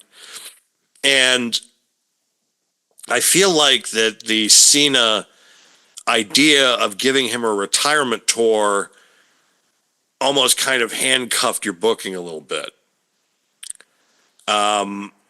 Because Cena's going to be in the main event of WrestleMania, so you're handicapping your main event at WrestleMania. And you're handicapping Cody Rhodes' championship, his first reign. You had the previous champion, Roman Reigns, go into 3 consecutive WrestleManias defending the title successfully. Cody, it's Cody's first WrestleMania, and he loses to Cena because of Travis Scott. Well, first WrestleMania is champion, you mean? But yeah. First WrestleMania is champion. Yes. And he loses because of Travis Scott. And so... Well, technically, Reigns went in 4 straight Manias instead of 3. That's right, because of night one. That's right. Because of night 1. And then also, too, we forget that 37, I believe, was at the COVID. I was there with Tampa. Remember, the triple threat was against Bryan and Edge. Yes. 38 was Brock. 39 was Cody 1. And then, well, technically, if you want to add the nights, it will be 5 nights because he went. But do you even count night 1 because he was in the tag? Well, I was counting because it was 37, 38, and 39. And Right. then, so that was 40. the 3, and then there was the 3 successful title defenses. And then I don't count 40 because that was only a tag match. But I count that he went in it. But Cody wins the title, big story, ends the 3.5-year title reign. You know, he's King Arthur. He pulls the sword out of the stone. And first WrestleMania title defense, he loses to John Cena because of Travis Scott. And the Rock. That kind of in the Rockin' Spirit. In the Rockin' Spirit. And that kind of that kind of hurts your credibility a little bit because now everybody's just like, you look like kind of a jabroni. That was a little bit of a burial.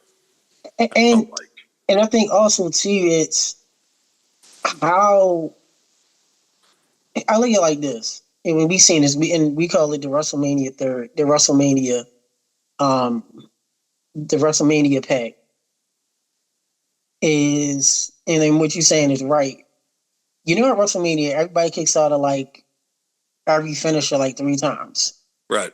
You have Cody, who is kicked out of multiple spears from Roman, went through Hell in a Cell with Suthy Boy, went through Brock 3 times, kicked out of F5s, but you lose to a kick in the nuts.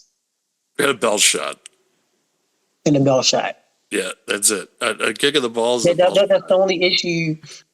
I get you could do the nut shot, the belt, and then do the he was evil Cena then. You could do the FU or whatever you call it, the attitude adjustment. Then okay. But the storyline wise, just thinking consistency is, didn't he kick out of the FU multiple times at SummerSlam? I believe he did, yeah. Even the one off the top rope. That's what I was going to say. The super one, yeah. Kicked out of that. And the 2, I think he might have done the one where the one where he does like 2 in a row. I think he might have kicked out of that one too. So you might be right, yeah. And us as men, we all been hitting the nuts. Low blow kicks, whether it be purposely, us backyard wrestling, being an actual athlete, randomly. We still can pretty much move. Right. Now, being hit in the head with a belt, okay, cool. But it's like, the add to this. What I hated was when JB Gunther for the title. Really? A belt? Wasn't that a belt shot too? I don't know. Was it? Dustin says, yeah, didn't Jay? Yeah, didn't Jay? I don't remember now. Jay Uso. What are we talking? Jay Uso? Yeah. Yeah, Jay Uso. Yeah, didn't Jay Uso hit Gunther with the belt? No, he won by tap out. Right, but before that, though, I think we're saying. Oh, I think you're right. He might have hit him with the belt. You're right. And then he did the froggy splash, as Dusty used to call it. So, yeah. What? Okay, why Gunther tap? I don't agree with tapping out with Gunther. He shouldn't tap out unless you're like an angle or somebody legit. No one. Anyway, it's certain things like that was my only thing. You add more to. You got AEW. A1 kicks out of everything. It's like Looney Tunes. Like 5 times, no less. Too. Yes. Yes, it's no finisher works. You do a Canadian Destroyer on the apron or on a ramp, and then you kick out at 2, and then you leave by a roll up. What? Or like I get the false finishes, but it's kind of going on a rant. Case in point, the FTR match with what's the team? The Bandino, good dude, and Brodito, yeah. Yep. Which who would have thought they would be like they would catch on? That match was good, but how many false finishes? And like I'm watching the match, and I'm like watching it, and I'm like, all right, cool. Didn't kick out. Even my wife, she's a regular wrestling. She'll watch wrestling here and there. She hasn't really watched it since everyone else did, right? Even my wife was like, "Good lord!" Like I'm sitting there, like, what else do you need to do? My wife hates the two counts. It does get gratuitous at certain And it's like, points. Hates them. and granted, it does kind of add the impact to where we're thinking, okay, what can be done now to up the ante for you to win? It's kind of like Right. when you take a woman out on a first date or a guy on a first date, whatever you do, now, two guys or two girls or one of each or whatever. We got to include everybody. Right? I don't think anybody knows these days, actually. Yes, we don't know. We don't know. But it's like No the one first knows. date. Yeah, it's like the first date thing is like, okay, you start out your first date. It's, we're going to Ruth's Chris, we're going to Prime Rib. That's a 5-star restaurant. Where do we go from here? What? Oh, we're going to Applebee's tomorrow. You already set the bar so high. Oh man, it's like you gotta kind of start at even keel, and then do the 5. Do the Ruth Chris for like the year anniversary or something. It's like It's it's like Terminator 2 or the same stuff. It's like, dude, you're not. There's nothing you can do that's going to be Terminator 2. Just why even? Certain movies you just know, like no, like Dark Knight. The Rises was great for what it was, Bane and all, but you're not beating the Dark Knight. no. The first Joker, which we're not even gonna get into Joker 2, which is up there with December to Dismember. But it's like Mania 25 with Mania 25 with HBK and Taker. What do you do after that? You can't. It's like that. It's like you mentioned December to Dismember and Joker 2.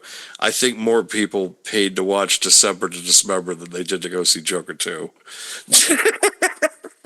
Yeah, that and then Lethal Weapon 4 and RoboCop 3 and RoboCop. I mean, Lethal Weapon 4 wasn't that terrible compared to like Lethal. Like right. RoboCop 3 was bad, but Lethal Weapon 4 should be in that category. It wasn't as bad as Predator 2 or the Men in Black revamp movie with not Jeff Daniels, what's my name? The dude.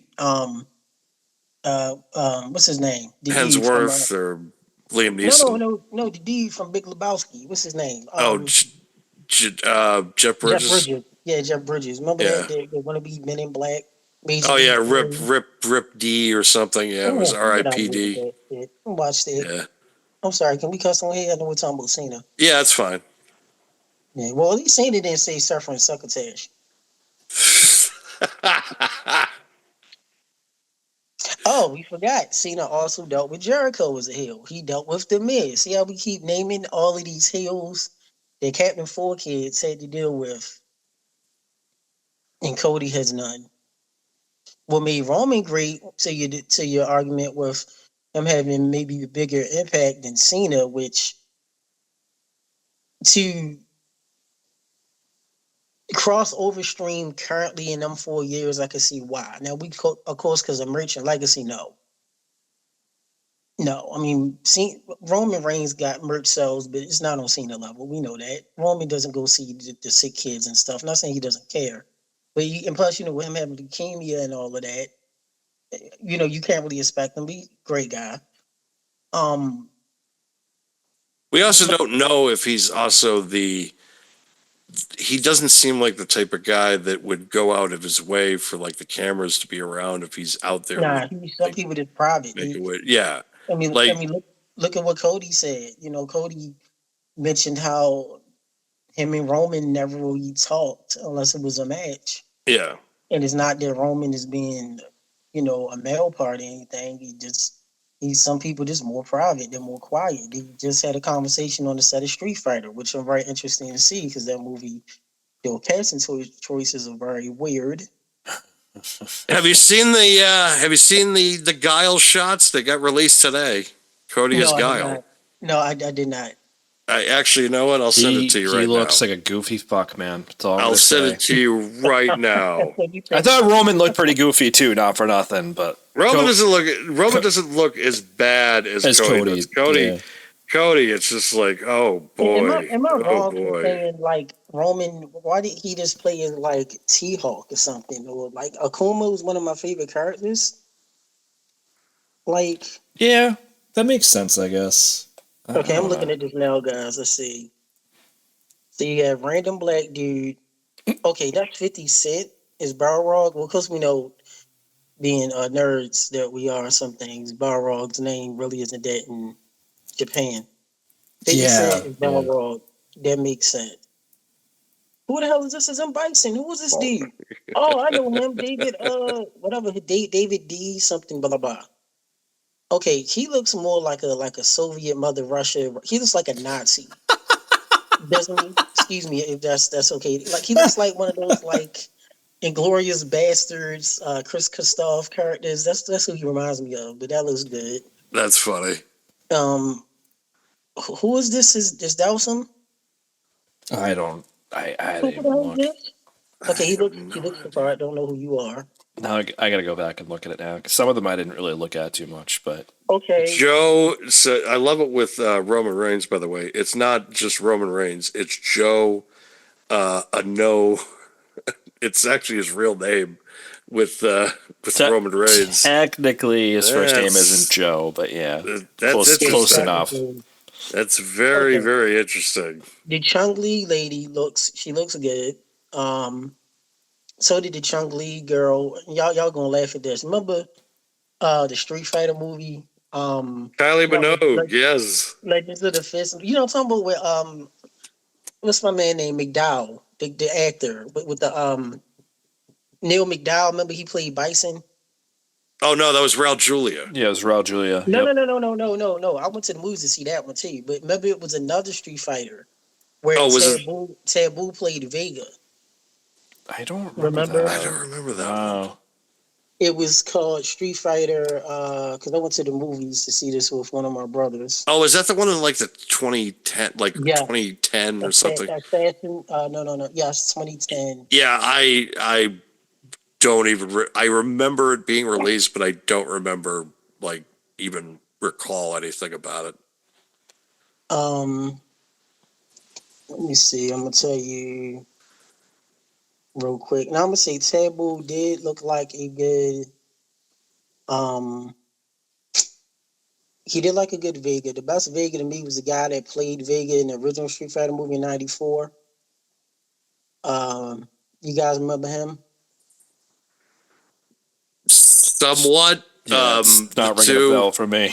Yeah, I mean, the most memorable parts of that movie for me is just Jean Claude Van Damme being coked out of his mind and Raul Julia just acting his ass off while he was like terminally See, ill. my favorite thing is in that movie was what did Rod Julian say? I can't remember what he said to whoever it For was. But me, he it It was was Tuesday. one of the greatest Yeah, lines. For you, it was something, but for me, it was Tuesday. For you, it Yeah. was the defining moment of your life. To me, it was Tuesday. Okay, I have it up, guys. So it was Street Fighter, the Legend of Chung Li. Oh, okay. It Oh, came okay. out That's why I don't remember it then. Yeah, I do not remember a 2009, thing. February 27th. Taboo was Vega. The mask was too long for his face.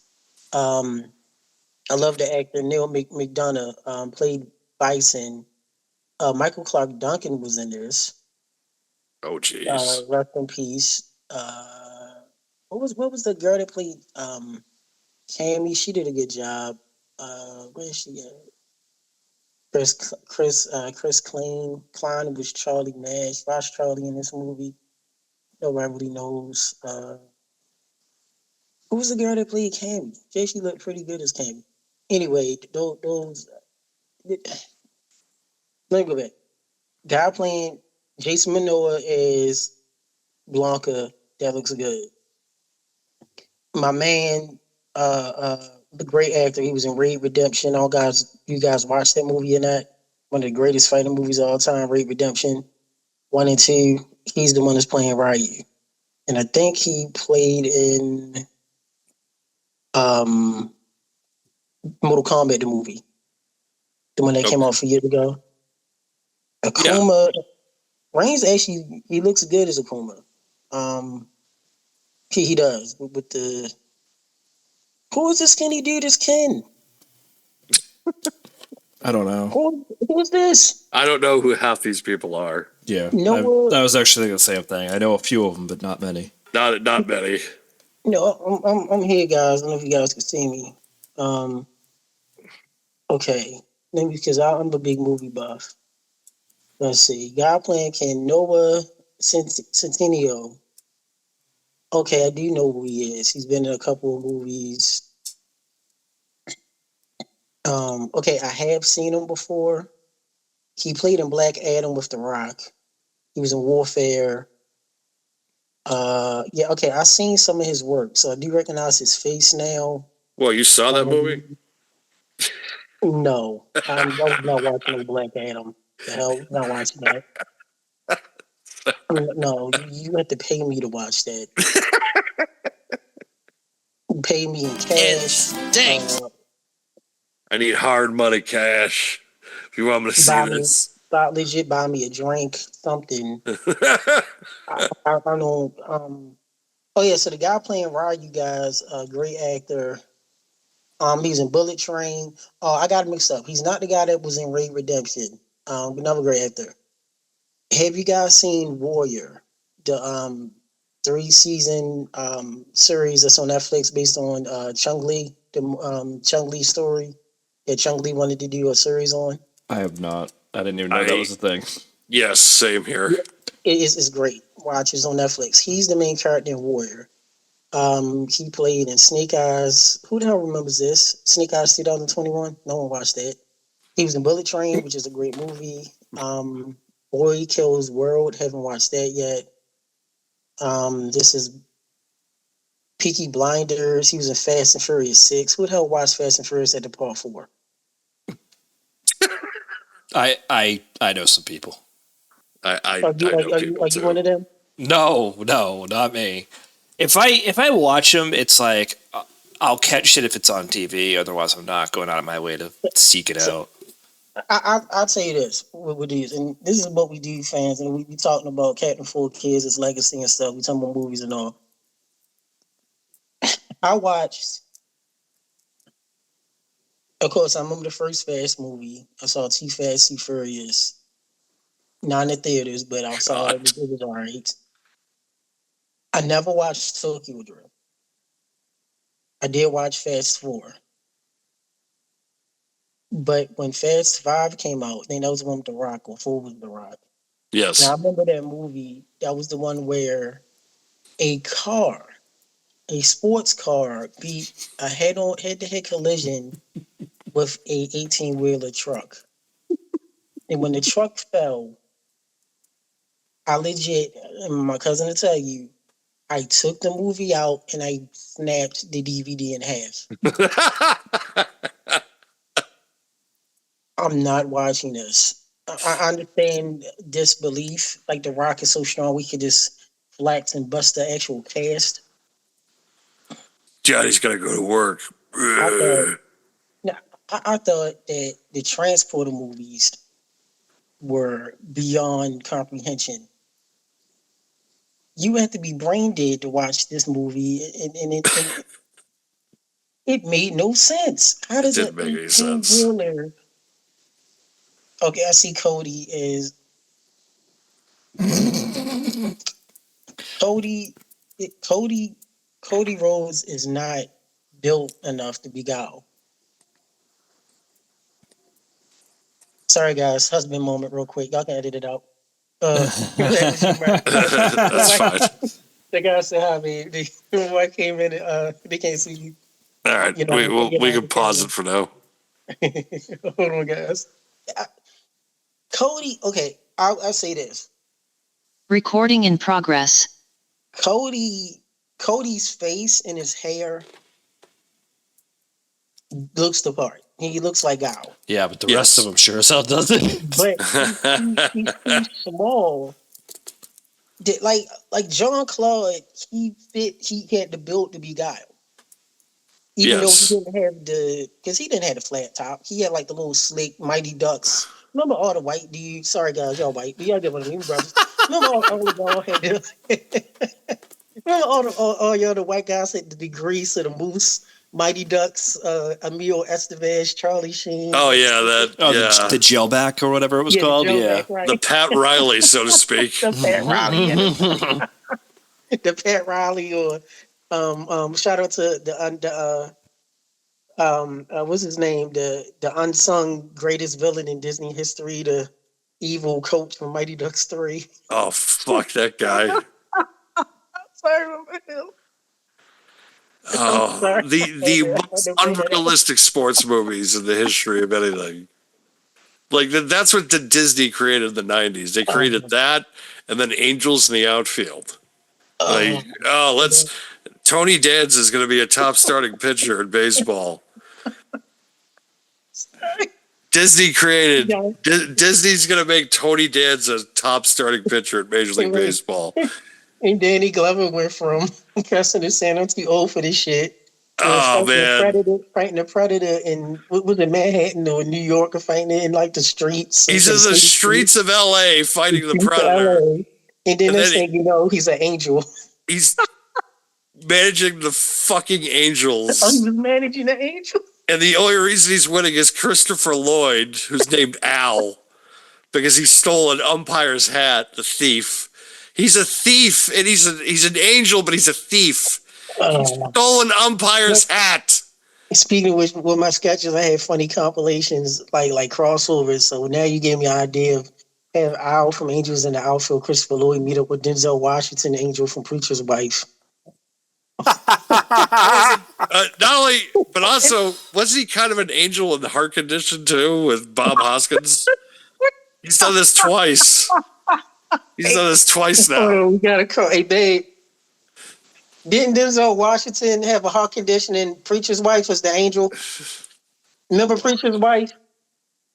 And Denzel Washington was the angel, right? Didn't he have a heart condition or something, or had like a disability? How do you have a disability and you're in heaven? I thought everything is cured. See,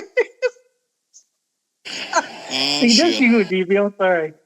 Wait, I'm gonna look this up. I'm sorry, guys. This is what happened here. Emerging under the radio. Hold on. All of a sudden, Denzel Washington just shows up one day. Yes, Detective Alonzo Harris. Shit. And then if you really want to make it interesting, you have Denzel as the angel and Preacher's Wife. You have Al for Christopher Lloyd, and you have Patrick Swayze as Ghost. Oh, good Lord. Well, he was a murderer, though. Who was? Patrick Swayze. So I'm sorry. Spoiler alert. He was a ghost, but he was a murderer. He didn't die. Well, he died. Yeah. But he killed the guys for revenge. Remember? Yeah, but that was still. I mean, not directly. He was. They were trying to kill his. They were trying to kill people, so he was trying to step in a little bit. Boy, you know the one part of Ghost that was absolutely terrifying was when those black shadow ghosts came out, and they took the two dudes away that Patrick Swayze had helped killed, and you just see those black shadow ghosts come out. It sounded like the ECW zombie. And they just come out and they're just like, oh, God, it's terrifying. Oh, okay. So Denzel Washington didn't have a heart condition as an angel. He didn't. He did the movie with Bob Hoskins, though. I don't know if you've heard. It's like he had this movie he did this movie with Bob Hoskins called Heart Condition. And yes, it was 1990. Yes. Yeah. And so what happened is that Bob Hoskins' wife left him to go with Denzel Washington. So of course Bob Hoskins is like a wicked racist, and all he wants to do is arrest Denzel Washington because he's like this hotshot like defense lawyer for this drug dealer and all this stuff. So Bob Hoskins has a heart attack and he needs to get a heart transplant. Well, lo and behold, who dies in a car crash and now gets that heart? It's Denzel Washington. So he gets Denzel Washington's heart, and then Denzel Washington's just like, well, now I got to follow you and be like your guardian angel because you have my heart, and you also got to stop using the N word. Like, Oh wow! I've never watched that movie, but put that down. Heart condition. That definitely. Speaking of which, talking about movies, another great Denzel Washington movie. A lot of people have not seen or probably haven't watched. It's called Fallen. Falle. Have you guys heard of that? oh yeah, Fallen's ridiculous. Yeah. He's was he the detective? Yes. And he is trying to catch the serial killer's spirit named Ezel. And great movie. Just like Falling Down, which way to let y'all guys know if we talk about movies with Captain Full Kids. Didn't realize a great movie called Falling Down with Michael Douglas. Love it. Michael Douglas, husband of the year who blamed him having throat cancer. Blamed his throat cancer because of him licking his wife and blaming her vagina. That is, I don't know if you guys know that he did, and he's almost 70 to have kids. So you won't see your kids see 20, maybe you're 17. I mean, he's got Catherine Zeta-Jones. I mean, that's still. I mean, yeah, but you gonna blame her God vagina bless him. if you have throat cancer? Come on. That's the problem I have. It's just like, what are you doing now? Come on. Like, so we talk about Cena movies. And I just heard this clip. Shout out to my buddy Biggie,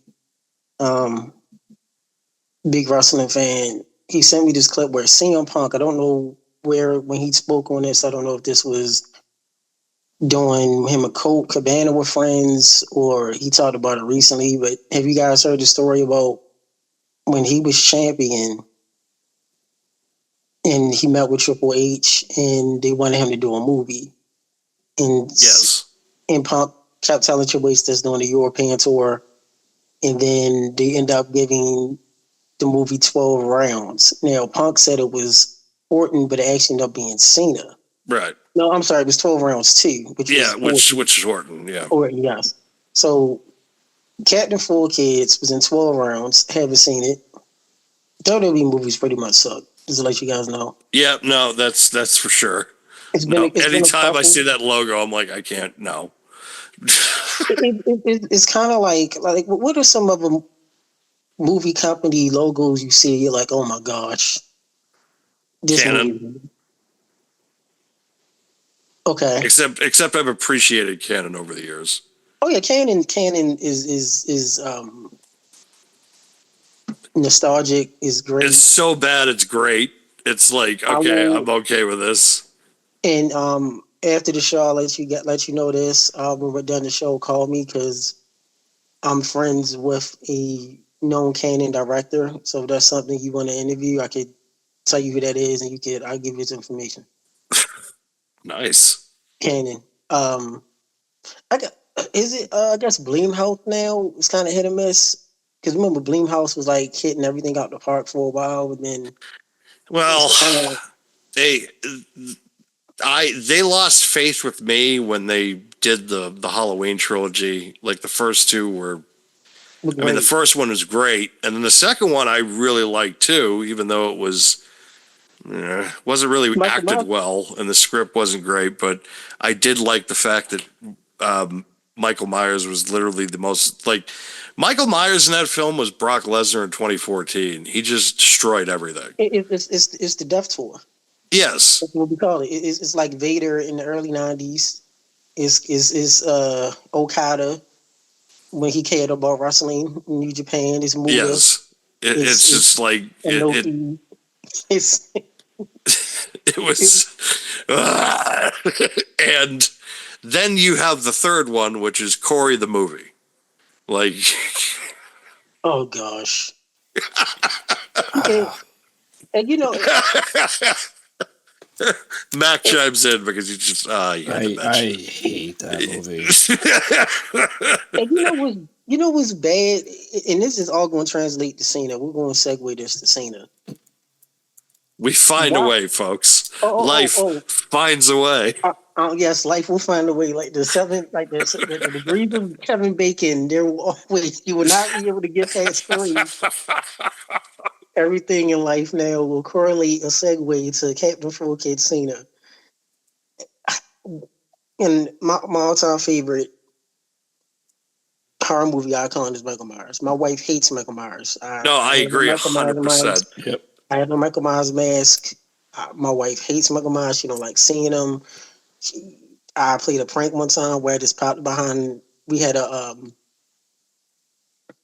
the old house. We had I was going to renovate the kitchen, so I bought the appliances. And this around time when I met King David, and I had you had the fridge, I had everything in the dining room, and what I did was I put the Michael Myers mask in the fridge. This is the new fridge; it wasn't hooked up yet. So I told my wife, I was, "Hey, babe, why don't you go open the fridge and look?" And it was the Michael Myers mask, and she was like, "Oh, I get it." She didn't. It was the actual mask from the Halloween. The now All right. did that one right. But to go with Cena, the first Halloween, 78 classic, great, one of the greatest of all times, the real goats and move all any type of genre. Right. The Rob Zombie first one actually did like for some reason, even though Rob Zombie always was going to cast his wife. And people forget every Rob Zombie movie, his wife finds a way in it. Nepotism. Just like now we're dealing with Taker Michelle McCool, who's not a WWE legend. Name me 5 Michelle McCool matches. There you go. That's true. Now But look nothing what she against had to her. work with. That's true. Nothing against her. Yeah. I mean, the Bellas aren't legends, but they're legendary because they started the Total Diva movement in the whole TV shows. They're legendary for that. They started that, so they can be Hall of Famers for that. Just They like also set back the division like 5 years. yeah, they did. And people realize the Rob Zombie movie, the little kid that played little Michael Myers was the kid that got thrown in the sky in the movie, superhero movie with Will Smith. He was the superhero. Hancock? Hancock. He Yep. was the little Yep. kid. And then you go to the one we're talking about now, which I don't know what you call that trilogy. That was great. Then you go to Halloween Kills, was really good. And then you have the ending, which was we know Michael Myers was going to become Super Cena. Like Cena, how he got DDT'd on concrete and he just resurrected and got up and beat the whole Nexus. We legit got mad. Me and my friends watched it. We were legit pissed. You know, just imagine the shots that were taken and the I anger. had such faith in that night. I had such faith in Nexus that night that a friend of mine called me earlier in the day. I was like, "Hey, I'm going to go see Expendables tonight. You want to come?" I'm like, "Yeah, you know what? I'm going to go." Like, I skipped SummerSlam because I had the back of my mind. I'm like, he's going to walk out tonight. He's going to walk out winning tonight. I'm like, I just have that feeling. And of course, sure enough, I look at the results later and I just start laughing my ass off because I'm like, well, at least I just spent the money and went to go see a movie that I enjoyed instead of watching this and being mad. Yeah, it was, and that's pretty much what Michael Myers did at the end of Halloween Kills. I see a Mac agrees. You have everyone with gunshots and every form of gun known. He's down. It's like, how in the hell is he gonna get out of this? And Mac, what happened in the beginning of Halloween ends? It's that opening scene where you kind of get the backstory of Corey, if I remember correctly. And how did Michael Myers get away from all them guns and being pretty much trapped with everyone holding their guns to him? See, that's the thing, man. Like, it never makes sense. You love it, but it never makes any sense. But like, The thing that pissed me off though about that is like You end Kills on such a high note, and then ends is just utter dog shit. Yeah. Oh, it was so bad. And then they gave the tease of the granddaughter maybe is going to become the next Michael. Yeah, they did at the end of the first one. She's gripping the mask and the knife, and you're thinking, here we go. And then all of a sudden, she's in the relationship with Corey. Which so I then wouldn't it's have just like, hated that either. Here's the though. turn, and there was no turn. She's just like, I'm moving away to start my life. Yeah. Bye, Grandma. That's it. See her. it's like, well, we've already done this in the lore of the previous movies, so let's just bring in a new character. My mom's dead. I ain't gonna lie, I was surprised and did like the fact that he did kill her mom. That was what was that? Was that part two? Was that? Yeah, that was Kills. Yeah, they killed her mom. Oh crap. Yeah, that he did the John Cena. So Cena movies did the Marine in 06. Who watched that? No one. 12 I rounds didn't. 09. Who watched it? No one. No one. I will say this is a good movie. I did watch this with my church. Legendary with Danny Glover playing a coach. He's played everything: an angel, a coach, a manager, a predator killer, A cop. cop. He played what was one of them B-list movies? Was he the president? He played a mafia lord in one of them TV movies. He actually did pretty good. I think it's one of them Bruce Willis B-list movies. He had like a beard. I think he did play the president in the movie. I forget what it was though. Yeah, so he's done a lot. He also went fishing with Joe Pesci.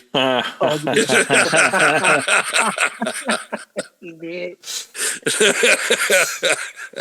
He did diabetes commercials. Diabetes. Yeah, diabetes. He did diabetes commercials. Yeah. He just randomly talking about the great roles that Danny Glover has played. And he barely does any press anymore because he's too old. Fred the movie, 2010. No one watched it. Oh God, I remember that was a thing. I completely forgot about it. 2011. This is on TV. What the hell is this? Never heard of that. Fred 2, The Night of the Living Fred. Oh, Jesus Christ. Fred 3, 2000. There's a 3 Camp Fred. And it has one. Look at this. And you know this is when inclusion comes in. There's a picture. I will show it to you guys if I could. I don't know if I could switch camera on.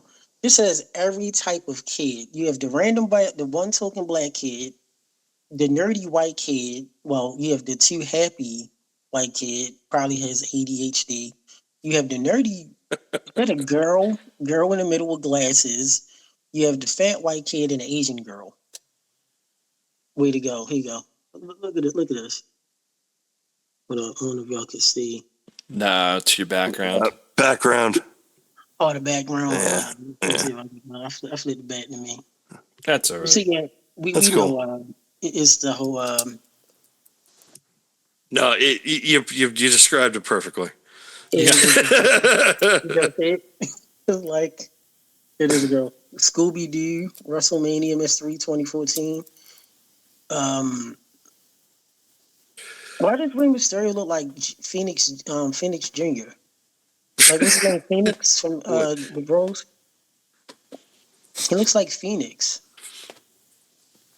He's too tall to be Rey. Who's this random luchador wrestler right here? And it's a guy here, and it's a kid in here that's like it's a black guy. He looks like Lamont from Sanford and Son. Who WrestleMania? No one watched it. Man. You know what bothered me? The Scooby Doo crossover with the Undertaker. Oh my God! I was just like, yeah. I was like, well, kayfabe is dead. I said it's over. I said the Undertaker now is teaming up with the Scooby Doo crew. I said it's over, Johnny. Look, we can officially call it dead. Kayfabe is done.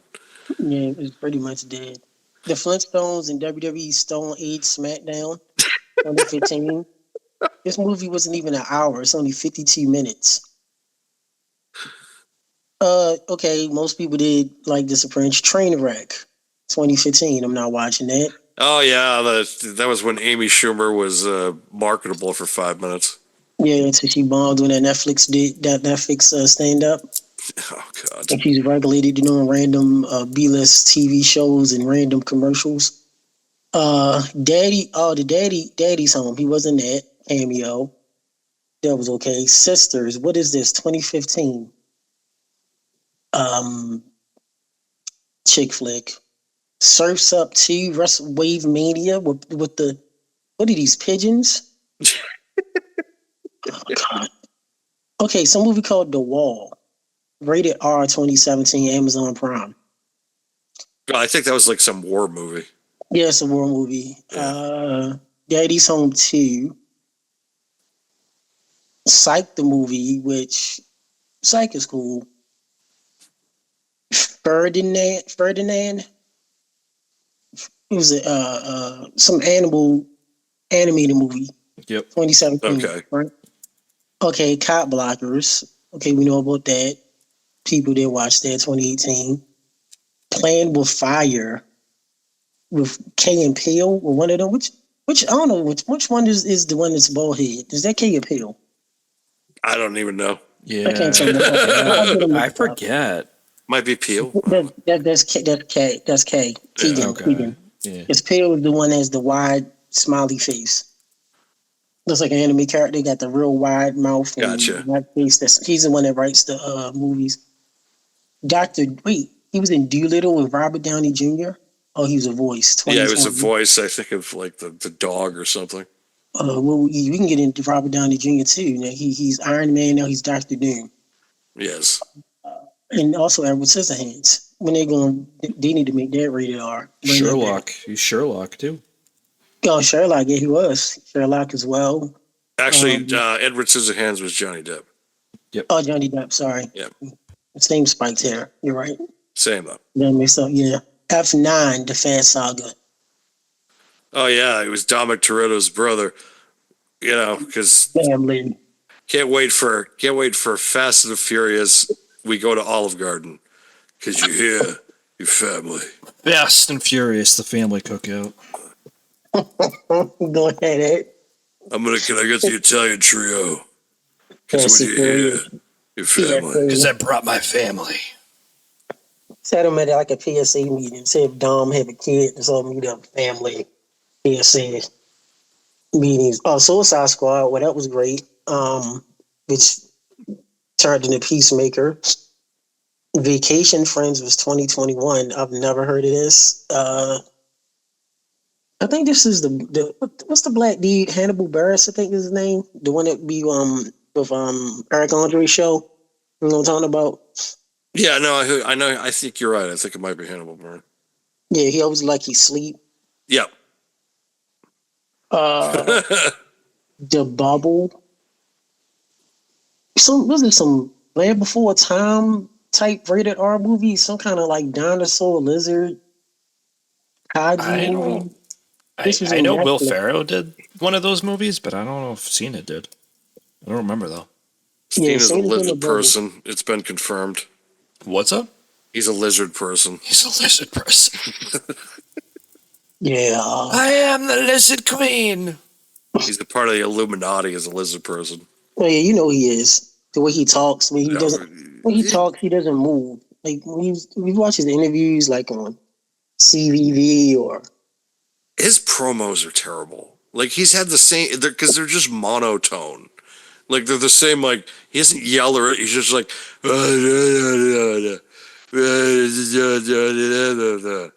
Like it's just what are you talking about? Shut up! Like and then it's just he always finishes it like hustle, loyalty, respect. The champ is here. I think he got best promo in 2007 by Wrestling Observer magazine newsletter, which I was like, what? How's it even possible? Wake up and I just love the business and that's do what I have to do. It's like no one talks like this. No one talks like that. And notice he didn't. And here's the thing, and maybe we'll see this on Unreal too. Haven't watched one yet. Cena did not answer the question when Van Vliet asked him what the original plan was with him, Rock, and Travis Scott. You notice how he deflected that question? He did not answer it at all. He's not going to bury The Rock. That's the thing. He won't bear the Rock. So did He's The Rock already get more done power it than years Cena? prior, and they had issues, so he's not going to do it again. Yeah, Well, they because were- he ended up turning out to be a hypocrite because he gave The Rock all that shit about just like, oh, I still do this. I do this full time, and I do the acting thing. And then like 6 or 7 years later, it's just like, well, peace out. I'm gonna do the acting thing. Yeah, and Cena, right. And Cena said himself he had to apologize to The Rock and say, you know what, you were right. You were I did the same thing. I right. was mad Yep. at you. And I guess technically, The Rock is more power. Yeah. Well, Pretty much everyone on the board that's not. What's the one that had a TKO? Ariel, what's his name? The dude that's The Rock's best friend. Ari Emanuel, I believe. Emmanuel. He's pretty much Thanos, and anyone else is like is the Stones. You got The Rock, Dana White, Mark Shapiro, Mark Shapiro, Killer Khan, as Nick we call him. Khan. Nick Khan is 4. Who else is on there? Triple H isn't on the board, by the way. A lot of people misconstrued that. No, he's not on the board. Either. I think trying to remember who else, but yeah, those are like the major players there. At least it's I'm sure BlackRock was probably behind him too, for all we know. Oh wait, Yeah. I can't say that. They're gonna scramble it. No. Said a bad word. No. We have heads of state, which I think just came out with Cena. Little Brother, which is coming out. Another thing on Netflix he's doing, which is why they also did the dates, because he's still filming and you have all of that insurance, which I already know with me doing background acting work.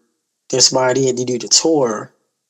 So they had to announce the tour. He had a specific date because, I mean, look at The Rock. When The Rock went against him in 28, The Rock tour, what was his tailbone? He had the multiple injuries. They had to stop filming. What movie was that? I think it was the Fast and Furious movie. They had to stop filming for like 6 or 7 weeks. Oh, was that for 29? I think he had to. Yeah, he tore his abdomen. I think it was 28. Yeah, no, it was 29. I think he took because that was. I think he tore his abdomen. Like he literally tore it like off his pelvis, like some ridiculous injury that he just like dealt with. I'm like, you but it was only like 6 minutes. That's an eternity when you in that much pain. Yeah, it was because he had the goatee because he was playing for the Fast and Furious. So that was a goatee roided Rock. That was the beginning of. Yeah, that was. Yeah, that definitely was part of it. And I did this before. On another project in the episode year or so ago. If you go back and look at The Rock at WrestleMania 28, when he fought Cena and he beat Cena, right? Then remember when The Rock came back in the summer? They was kind of teasing that him against Triple H thing or whatever. Look at The Rock then, and then look at when he came back to do 29, and look at how big he got with the goatee. He did. He lost more hair on top of his head. He grew hair on his face. He grew more muscle, and that's when he had he extended the tattoo. He did. And now he's not. He looks thinner now. It looks weird because we so used to him being so like Brody and buff, but he's really back to like WrestleMania 17, 18 size. He is, and now it's like actually he's more like WrestleMania 20 size. WrestleMania 20 size is probably the smallest I've seen him. Was he smaller? Was he smaller than 20 and 17? Yeah, 20 he was really, because he only came in probably I think for like a month. Because 19 he was still sticking around and he was still pretty buff. 17, he was still somewhat full time. 18, he was still somewhat full time. Where 20, he was kind of pulled back and only came in for the push for WrestleMania and like some TVs before then. You know that's a good point. See here, images here. And so you got The Rock. Okay, look at Rock and Austin, and then you have 20. Yeah, you're right. He is smaller. I was there. That's when he had that fade. Same haircut I got. Had that fade. Yes. Yeah, yeah, you're right. I didn't notice that. Notice that he is smaller than 17. Looks like he's about maybe 10 pounds, 15. That was, I think, around the time he was shooting Get Shorty. Be Cool, the second one. And then 2, I think he did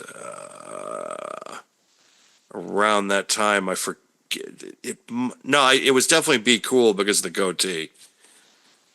Because I think that came out in like 05 or 06. Yeah, that's true. Yeah, that is true. Now, what do you guys think about WrestleMania? What do you think is seen as best Mania match? Oh, um, the Undertaker one. Fucking around. I'm kidding. Yeah, That's we a were there joke. for that. That's a joke. I've blocked them from my memory, so It was like 4 minutes. And that was all Cena's idea and Vince. And we heard they could talk about it, which I do have to agree with Cena and Vince for that. He was No, there. he was right. I felt like it was the right decision because it was just like, okay, like Taker was coming off a hip surgery. I know Taker's just like, well, I could do a 30-minute match. It's like, no. You prove that with Goldberg. It's like, I know Cena can go, but at the same time, it's like, let's not try to push it a little bit. I mean, it's nice to even have you out here. Whew. I got an easier way for you guys. So I'm just going to order. I just pulled up something, and then you can take turns to say, we wanted to do Uncle D 5-star or yeah and nay. Um, Mania 20 was against Biggie Show. It was all right. Yeah, it was what it was. Get So him over. so like 3 stars. Yeah. Well, yeah, I give it 3. What about you, Matt? I'd say about the same. Yeah, didn't blow anybody away. Did what it needed to do. That was about it. Yep. He won a U.S. title, right? Yes, it was a U.S. title win. Yeah. Yeah. 20 WrestleMania 21, which I liked because you had the wrestling god Jibble against the King of Kings Trips. They had to face off, which we never got that match really, and then they both lost. He went against Jibble at 21 and 1. Once again, 3.5, because I think this is around the time Jibble. I think this time when Jibble was starting with them back problems. I think. I believe so. Well, I think it started like the initial injury happened at SummerSlam. I think the previous year with the Undertaker when he got chokeslammed through the limo. Insanity. Yeah. And then so he was still kind of navigating the injury at that point. I'd give that. Yeah, you're right. Probably 3.5 stars is probably around the what I would give it because it did what it needed to do. Okay. What about you, Matt? Yeah, I would say the same. Yeah, that was a good one. 22 against Trip. 4 stars. Yep. I was about to say I'd say 4 for that one. Yeah. Oh, so both of y'all said 4. Yep. 4 stars.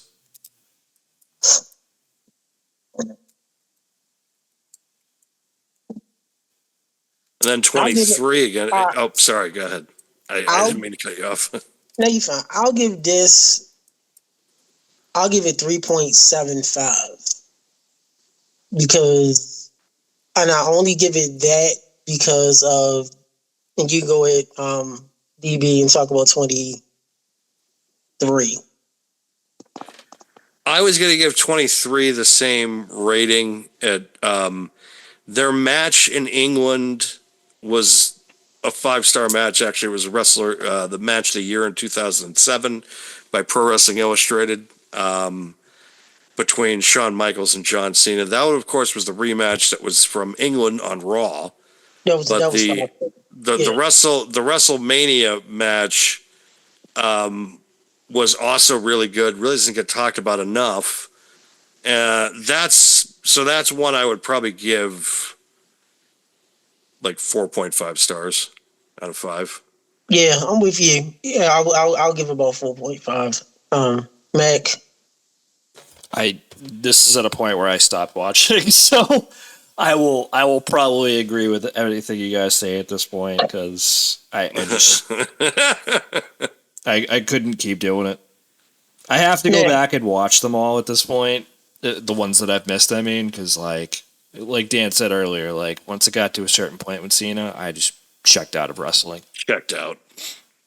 All right, 24 versus Orton and Triple H Triple Threat. I do not remember this. Now watch 24. It's kind of like forgotten because everybody remembers the Mayweather Big Show match, And Flair and HBK, and then Taker and Edge. And Charles Robinson doing the sprint down the ramp. Taker and Edge was so good that year. Yeah, it was. Charles Robinson doing that sprint. That was fantastic. I'm glad they did that again this year. That was funny. They did? Oh, yeah. What match was that? Might have been Orton or Punk. It was it was either Orton or Punk. I forget. It was Punk because it had that cluster. It had that overbooked TNA. Oh, yeah. 2005, 2006, Jared era where everyone seemed to became kind of a face, helping out Punk and the Bloodline was in it for him. It's like, what is going on? Right. I can't even rate. I literally, guys, do not remember this match. Some of Mac. I gotta rewatch it, which I'll put down and do. Okay, 25. Another triple threat. I do remember this. Biggie Show versus Edge. Biggie Show and Edge versus Cena. This was a 3-star match. The only thing I remember, but I'll go with you, is a 3-star match. The only thing I remember is Cena AAing Edge and Big Show at the same time. I had them both up on the shoulders, which was impressive. Yeah, same with me. Mac, he checked out. I caught that clip, and I mean that's the only thing I remember of that match. Yeah, so it's like it's the only thing we remember. The only thing worth. I don't even know who won. I remember what did Cena win? I think Cena did win that match. Okay, all right. Now 26 against Bautista. This one I remember not hating, but I remember being kind of like disappointed too. Yeah, I agree. Because it wasn't as good as their SummerSlam 08 match. Because that was later in the year, right?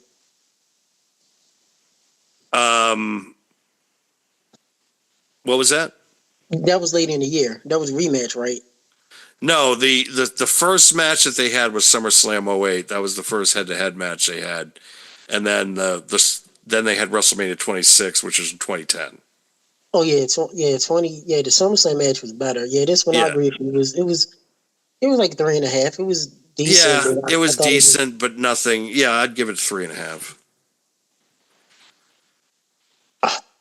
Gosh, 27. Minus 5 stars. I wish I had the Alvarez clip. Which one was it? 5 stars.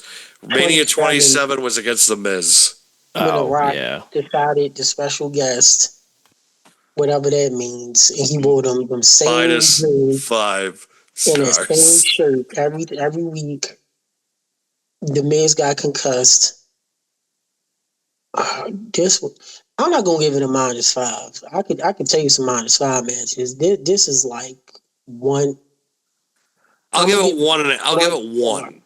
I'll give it 1 star because of The Miz got pushed so big, and remember that intro that The Miz had. That was a sick intro. That's the only reason I'm giving it 1 star. I was there live too. It was my first Mania. Oh my gosh, that's man. What a disappointing night. I'm sorry. Now 28. Now here's the thing: 28, Once in a Lifetime, Part 1. Actually, is when The Rock got hurt. This is when The Rock had the raw. This is when he had the goatee. Right. We had it mixed up. So this is 28, Once in a Lifetime. No, 29 he got hurt. Was it 28 28 yeah. he was fine. That's right. The 28, 29 he came back clean shaven with the extra tattoos. Yeah. Yep. So 28, I give it like 2.5 stars. What do you? No, I thought I was going to grade it a little higher just because of the spectacle of it.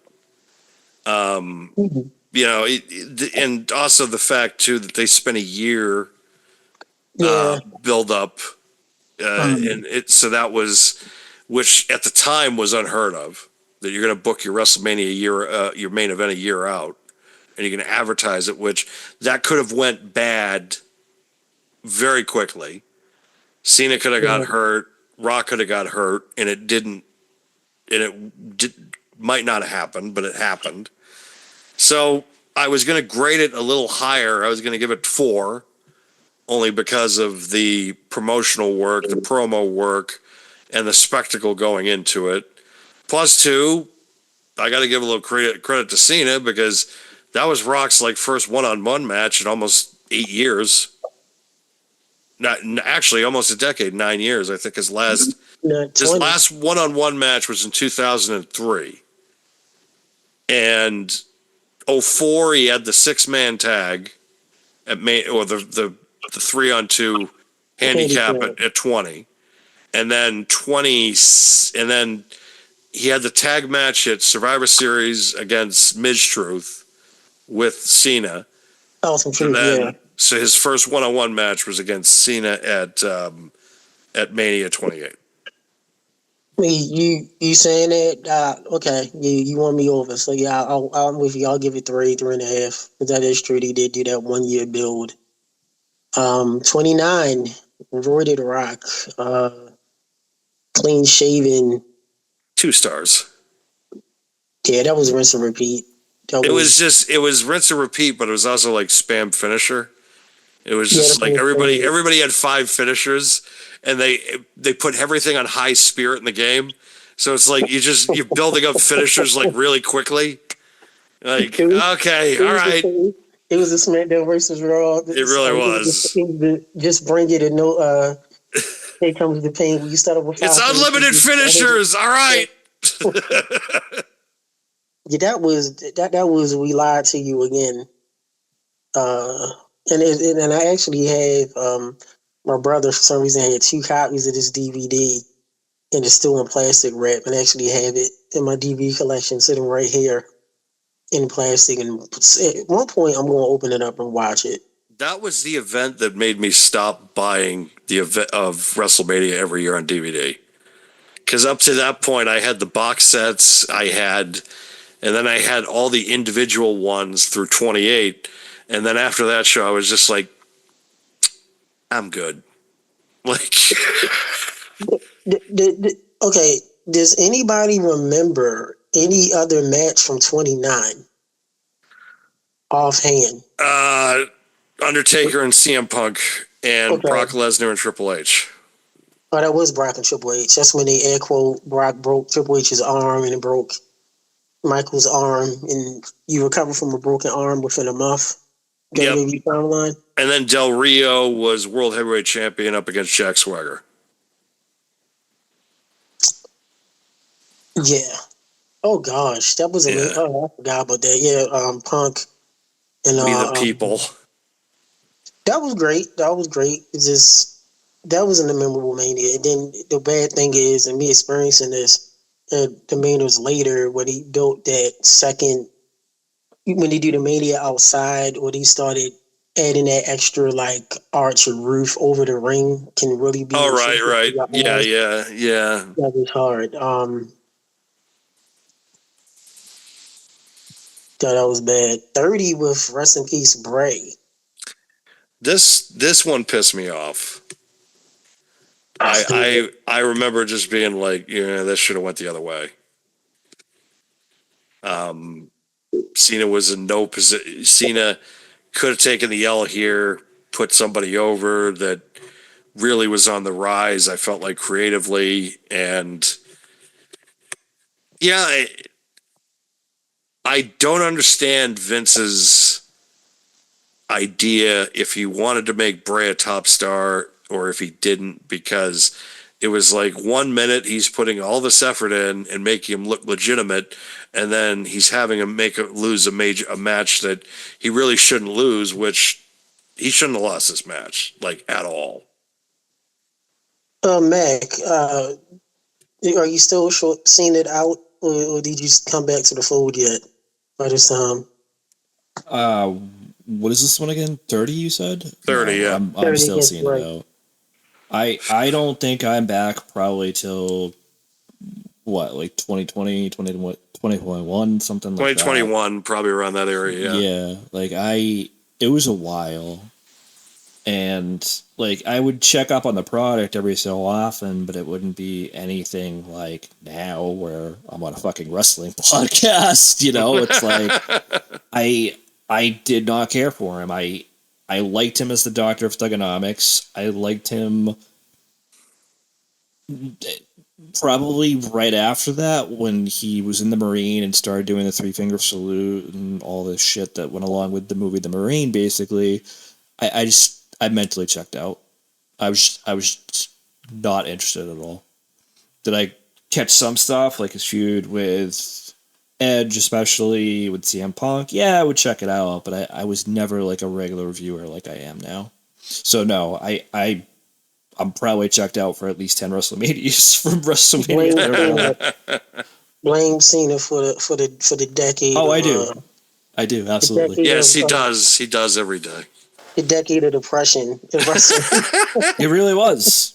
I don't want to know. I don't want to know about any of this. Yeah, I mean, Dan and I would have conversations at those times. It was like, oh, this guy's wrestling, and I just go, I don't care. Just immediately, I'm like, I don't care. He's like, why? You should get back into it. I'm like, is Steen still around? Yeah. Then I'm not getting back into it. Yeah. Yeah, it was, I'm with you. 30 to me is, we can talk about this on another show, but 30 is just a weird mania because 30, no, I'm sorry, I'm thinking of 31. 30 was cool, but Bray should have won.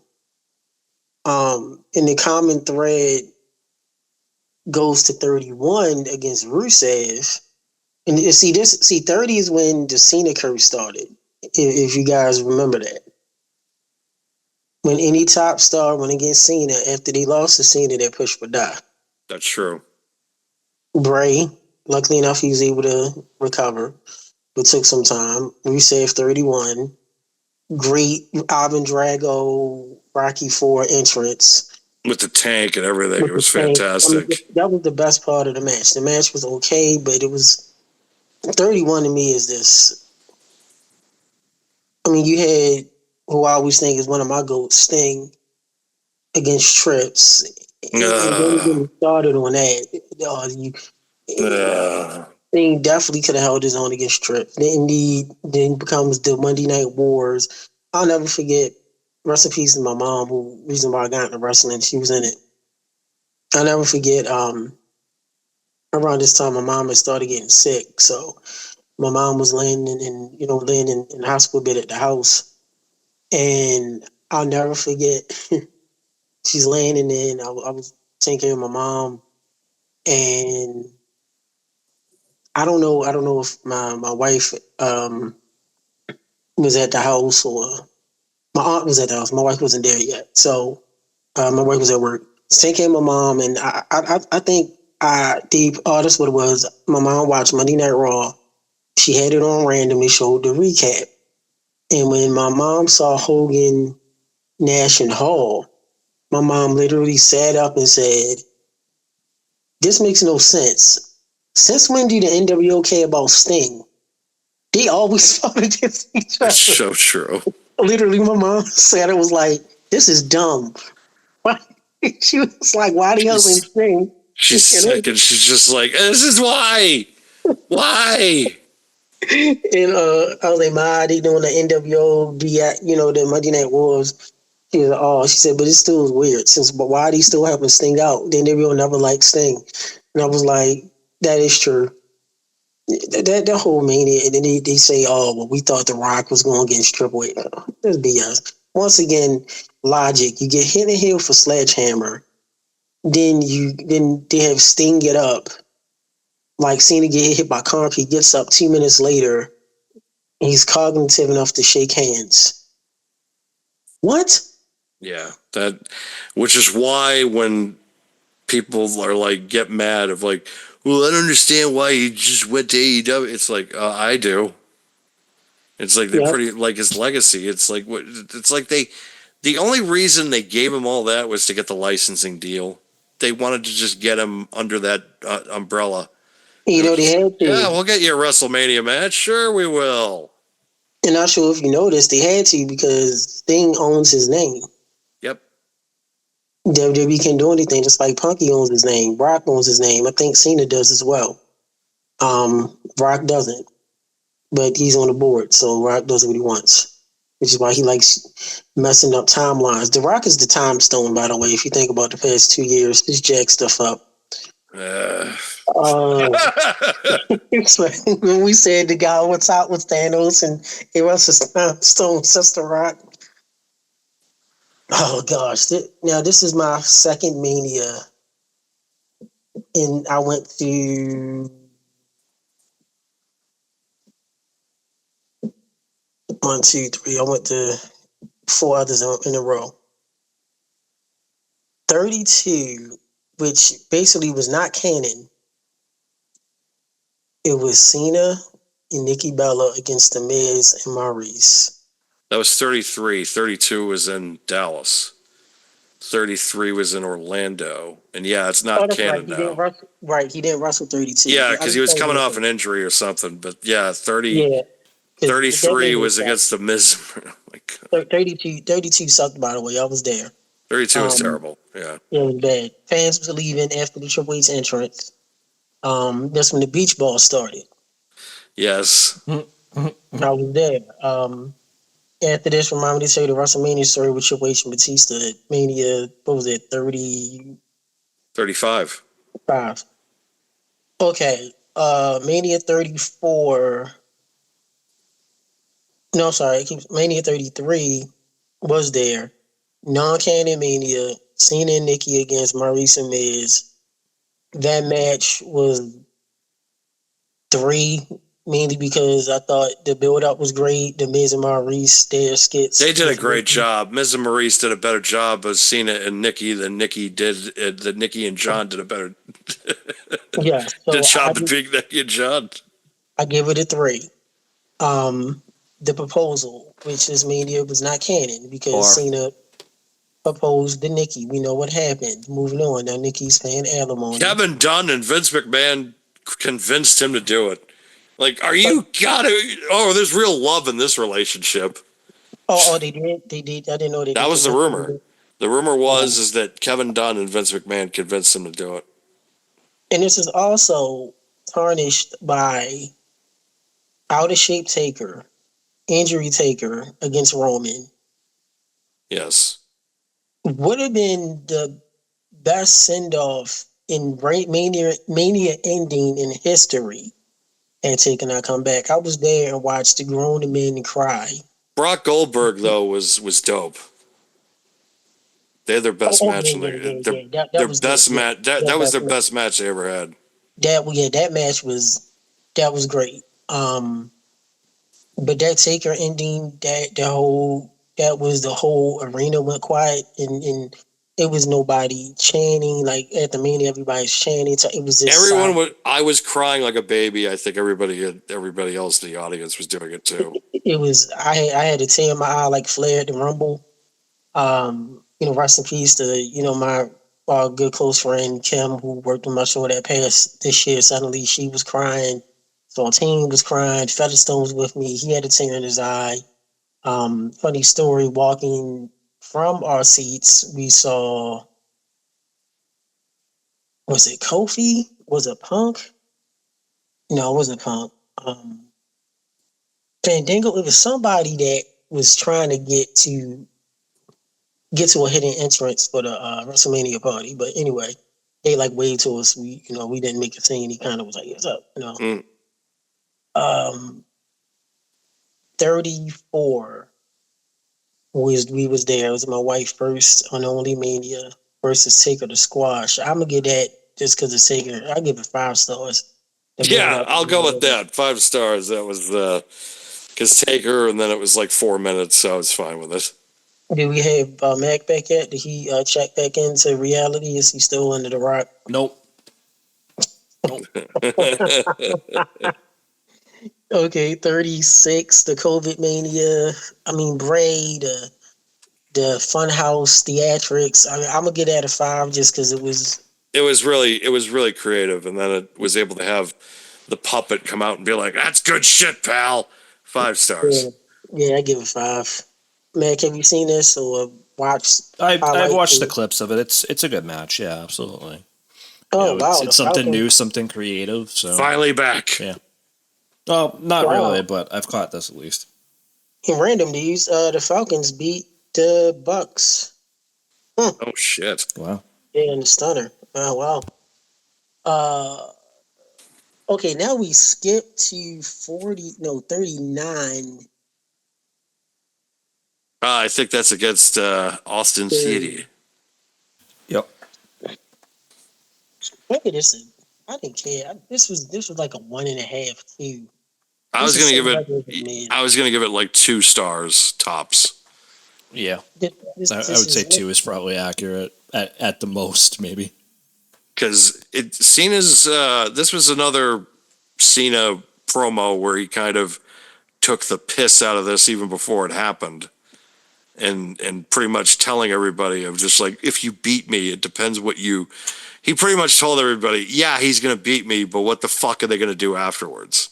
Like, you're not gonna care if he beats me, and nobody did. Foreshadowing with Cody a few years later with Roman.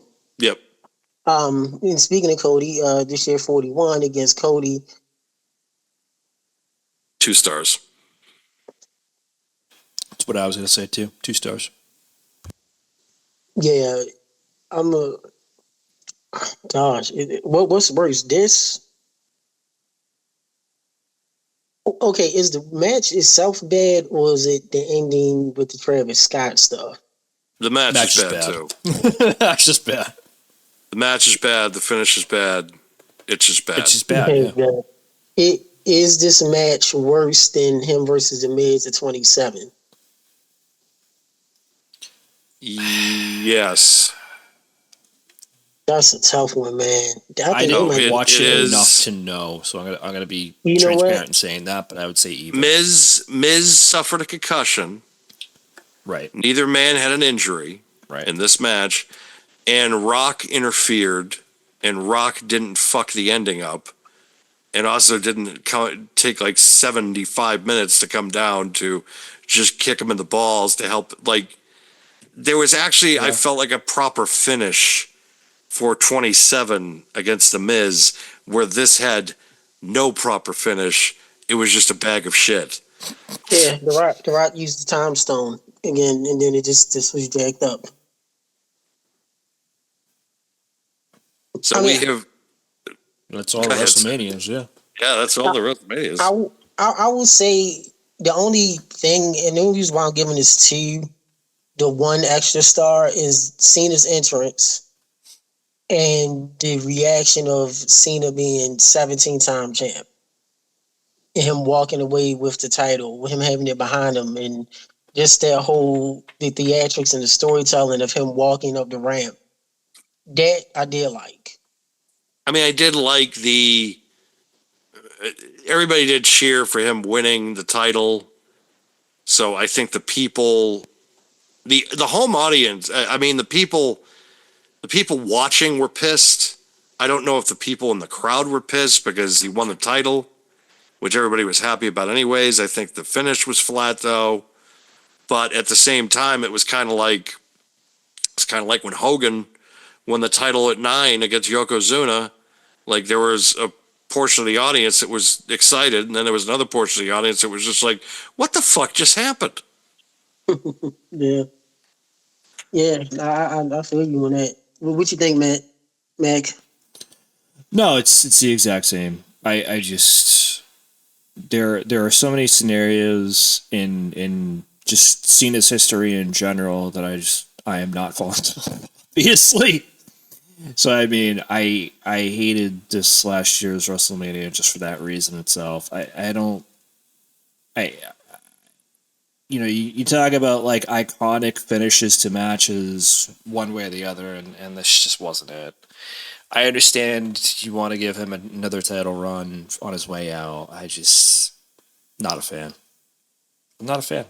Now, now you think about title match like endings of Cena matches that are known. I can think of a few. What are some endings of Cena's matches that comes to your head? Go ahead, Dan, because I don't have as many. Well, victories or losses. It could be any. They're just ending. Period. Money in the Bank, obviously, 2011. The SummerSlam 14 match against Brock. Yeah, I'll give you that one. The other ones, the AJ Styles that Royal Rumble match, the 2017 one was damn good. Yeah, that probably Like, was that match of the was year almost. damn good. That probably would have been match of the year had Kenny Omega and Okada not fucking just torn the house down later that year. Well, actually, no, it was like 3 weeks before. What am I talking about? Because that was at Wrestle Kingdom that year. So like they were, they probably had heard about that match and saw it. They were just like, let's see if we can match it, and they came damn close. So yeah, people always shit on Cena as far as his match quality is concerned, but 5 match of the year awards with PWI. I mean that has to, one with Shawn Michaels in 2007, And that's when he was drunk. 2011 with Punk, and then 2013 with Daniel Bryan, 2014 with Bray Wyatt, and 2016 with AJ Styles at SummerSlam. Yeah. I mean, that's a good point for his match of the year. He is 5, so that does give him credit him working and then working well with people. Being a ring general. Another statistic that I wanted to throw out there: he won Wrestler of the Year twice for Pro Wrestling Illustrated, 2006 and 2007. But this statistics is rather ridiculous. He finished in the top 3 in 8 years between 2005 and 2015. The only year that he wasn't ranked in the top 3 was 2008, and that was because he was coming off an injury. But, he had one injury, and then he ended up getting another one in, the summer. But between 2005 2015, he won the award twice and was in the top 3 of voting 8 years in that time. That is, it's almost like, I don't know, like Giannis or like LeBron just still like getting top 3 votes or top 2 votes, still like in so advanced in their career, still playing at like a high level. I mean, that is just, if we're looking at sabermetrics as far as dominance is concerned, that is probably one of the most dominant runs as far as main event talents as I've ever heard. We are rapidly approaching the 1 o'clock hour here on the East Coast. So I'm going to try to be the good host and try to ring the bell and call it a night. So Dan's tired, everybody. Well, no, it's not just me. I got work in the morning, people. Like I think we all do. He did So we gotta go. So I'm letting everybody have their last word tonight to kind of wrap up the legacy of John Cena or anything else you kind of want to get out there. Evan, what do you have left to say? As far as Captain Four Kids, I'll say this. I'm stealing that. Yeah, you can. You give my permission. Shout out to me and my brother Sergio. Soshi. Cena. Okay, the endings real quick with Cena. I think of him against Umaga with the ropes. Yes, that's a damn good one. You're right. That is a good one. Yeah. Him against Jibble, Judgment Day, him full of blood. I got mad at this, but I laughed when he duct taped Batista. I think that was here. That was good. Taped his legs. That was funny. I'm trying. Oh, Big Show when he chokes him through the spotlight. Yeah. Yeah, that was backlash. That was a good one. Random when Kane came back with that coal miner's mask and choke slammed him at the end of Raw, which that was a feud that never. I don't know what the hell he was doing. I remember that when Kane came back, he was like the Ultra Demon, like. Oh right, yes. That was the time too. They threw Zack Ryder off the stage with that wheelchair. Yes, that was cool. But Cena's legacy. He's not the GOAT. No, he's top.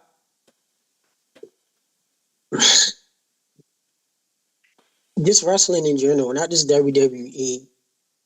I'll give Cena probably top 11. He's definitely top 15. I was just talking to one of my other brothers. We talking about the LeBron James argument, where LeBron James is not top 10. He's top 15. He for as far as WWE, can have a better company man, corporate figure, 4 kids, role model, loyal, reliable guy. He is a legend. He is a Hall of Famer. He's not the GOAT. He carried the company on his back for years. And that is down real quickly. You look at those, you look at the Mount Rushmore WWE, which I say is Bruno, Hogan, Taker, and Stone Cold. You look at the faces of WWE who's carried the company, like for them, Solo carried the company. Bruno, 60s and 70s. Then in between the 70s, after Bruno came back from the injury, you had Superstar Billy Graham, you had Bob Backlund. But to really carry the company, then it was Hogan. 83, 93, 10 years. In between that, you had Bret and HBK, kind of 93, 97, that really was carrying the company. Diesel was champ too, which was really Bret and HBK. Taker was, of course, the milestone, but they never made Taker like the one to carry it. You get what I mean? Right. Stone Cold carried the company, 98, 2001. Then it was a mix from 2000-ish to 05. You had between Taker, Triple H, The Rock, Stone Cold Steve Austin, Mankind, Kurt Angle, Brock. Then you had Cena. Cena carried the company from 05 to 2019. He was the man. Nobody was bigger than Cena. Then in between all of this, you have kind of from 02 to 2020, you had a mix of Orton, Batista, Brock, Edge, Jibble, the SmackDown and Raw, because they carried SmackDown and Raw, Edge and Jibble did, Triple H and Taker, Old Man Hogan. And then after this, the next only one person to carry the company was Reigns.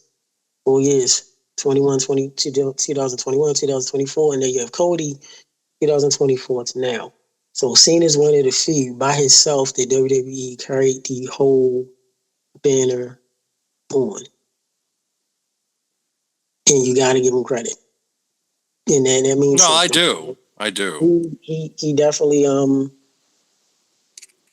Saturday would be big. I didn't agree with the Gunther pick at first, but when I did hear Cena's reasoning, he mentioned about Angle giving him a chance 2002, 2002, that made sense to give Gunther a chance. So will WWE feel his loss for a little bit?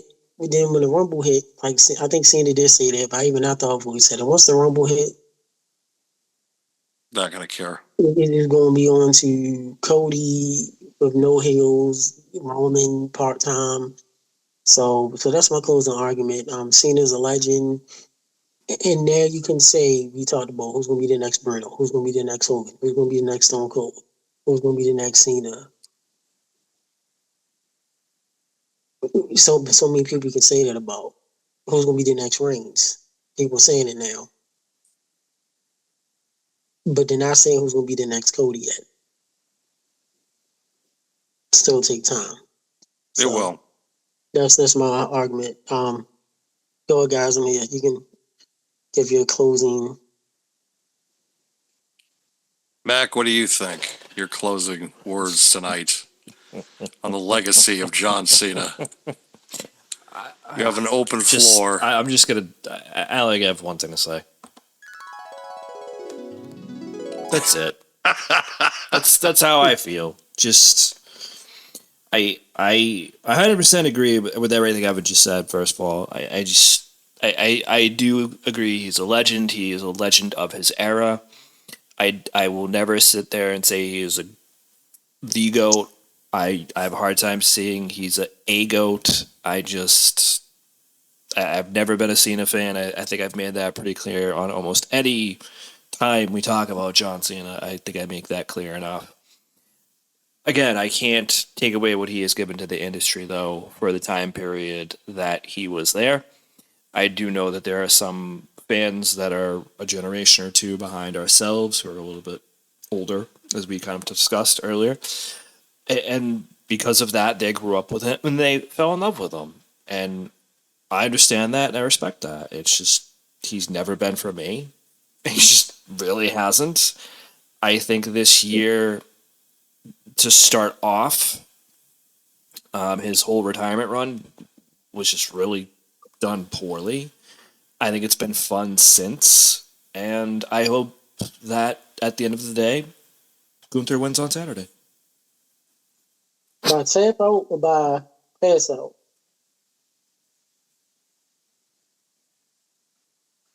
So I have been kind of agonizing over the last couple of weeks what I wanted to say, just because of the fact that I didn't want to come out here and give my biased opinion of how I have been most of my the last 15, 20 years, and have looked at John Cena as an adversarial person, like he played shortstop for the New York Yankees or another sports franchise that was considered the enemy. He, I have a feeling with this and the way that things have gone down in recent years with some of the people that I at one time looked up to as or people that I've held in high regard in this industry have hurt their legacy in different ways. And skeletons have come out from their closets that have hurt them not only in legacy as far as wrestling is concerned, but also their personal legacies as well. And I feel like with John Cena, that you're going to get somebody that's almost as pure as snow when it comes to that. I don't think you're going to see somebody that, or find out in some way that he did something horrendous or said something horrendous in a conversation that they had that will hurt a race that will hurt organization, ethnicity, anything. I feel like that what he has done for children with Make-A-Wish is he is a living role model. He may not be my cup of tea as far as wrestling is concerned, but there's a lot of people that would probably think that Hulk Hogan is not their cup of tea, and I have held Hulk Hogan in a high regard. They would probably think the same thing of Stone Cold Steve Austin. I have held Stone Cold Steve Austin in a high regard. Same thing with Ric Flair. Same thing with Bruno Sammartino. And I had that argument with people that when I was younger too, about Bruno Sammartino, because I didn't understand it. I still don't kind of understand the Sammartino kind of adornment, only because of the fact that he was a regional guy. It wasn't like a worldwide figure. I do respect Bruno. I have no animosity towards Bruno. It's just one of those things that I've always kind of questioned the records. I'm like, to be champion for 11 years of this company is kind of absurd. Like no one can ever eclipse that record. But at the end of the day, I have to give John Cena credit, because John Cena in 2007, after the Benoit incident, could have peaced out and said, I'm done. But he soldiered on and did everything he could to keep the company in a positive light after that. Yeah. Many guys could have left and said, I'm done. I'm not going to deal with this. I don't want to be a part of this. And he didn't. He soldiered on. He didn't miss any shows, except if he had injuries. And he kept doing it. And he did it for so damn long. He also got lucky. If Stone Cold Steve Austin had suffered the injury in 1997, his run would have been delayed, or it would have been extremely subdued. If Brock Lesnar didn't leave the company in 2004, his run would have been subdued. If other talent decided not to leave or have more of a full-time schedule, his run would have been subdued. If they didn't have somebody in talent relations that didn't have any idea what they were doing, and were just yes, they had a strong main event scene. Yes, they had great talent, but their mid-card scene was the absolute and utter shit for about 7 or 8 years. It's not John Cena's fault, because he was in the main event process, but the mid-card in WWE between like 2004 and 2012 was garbage. And it's not his fault. I don't blame him for Nexus.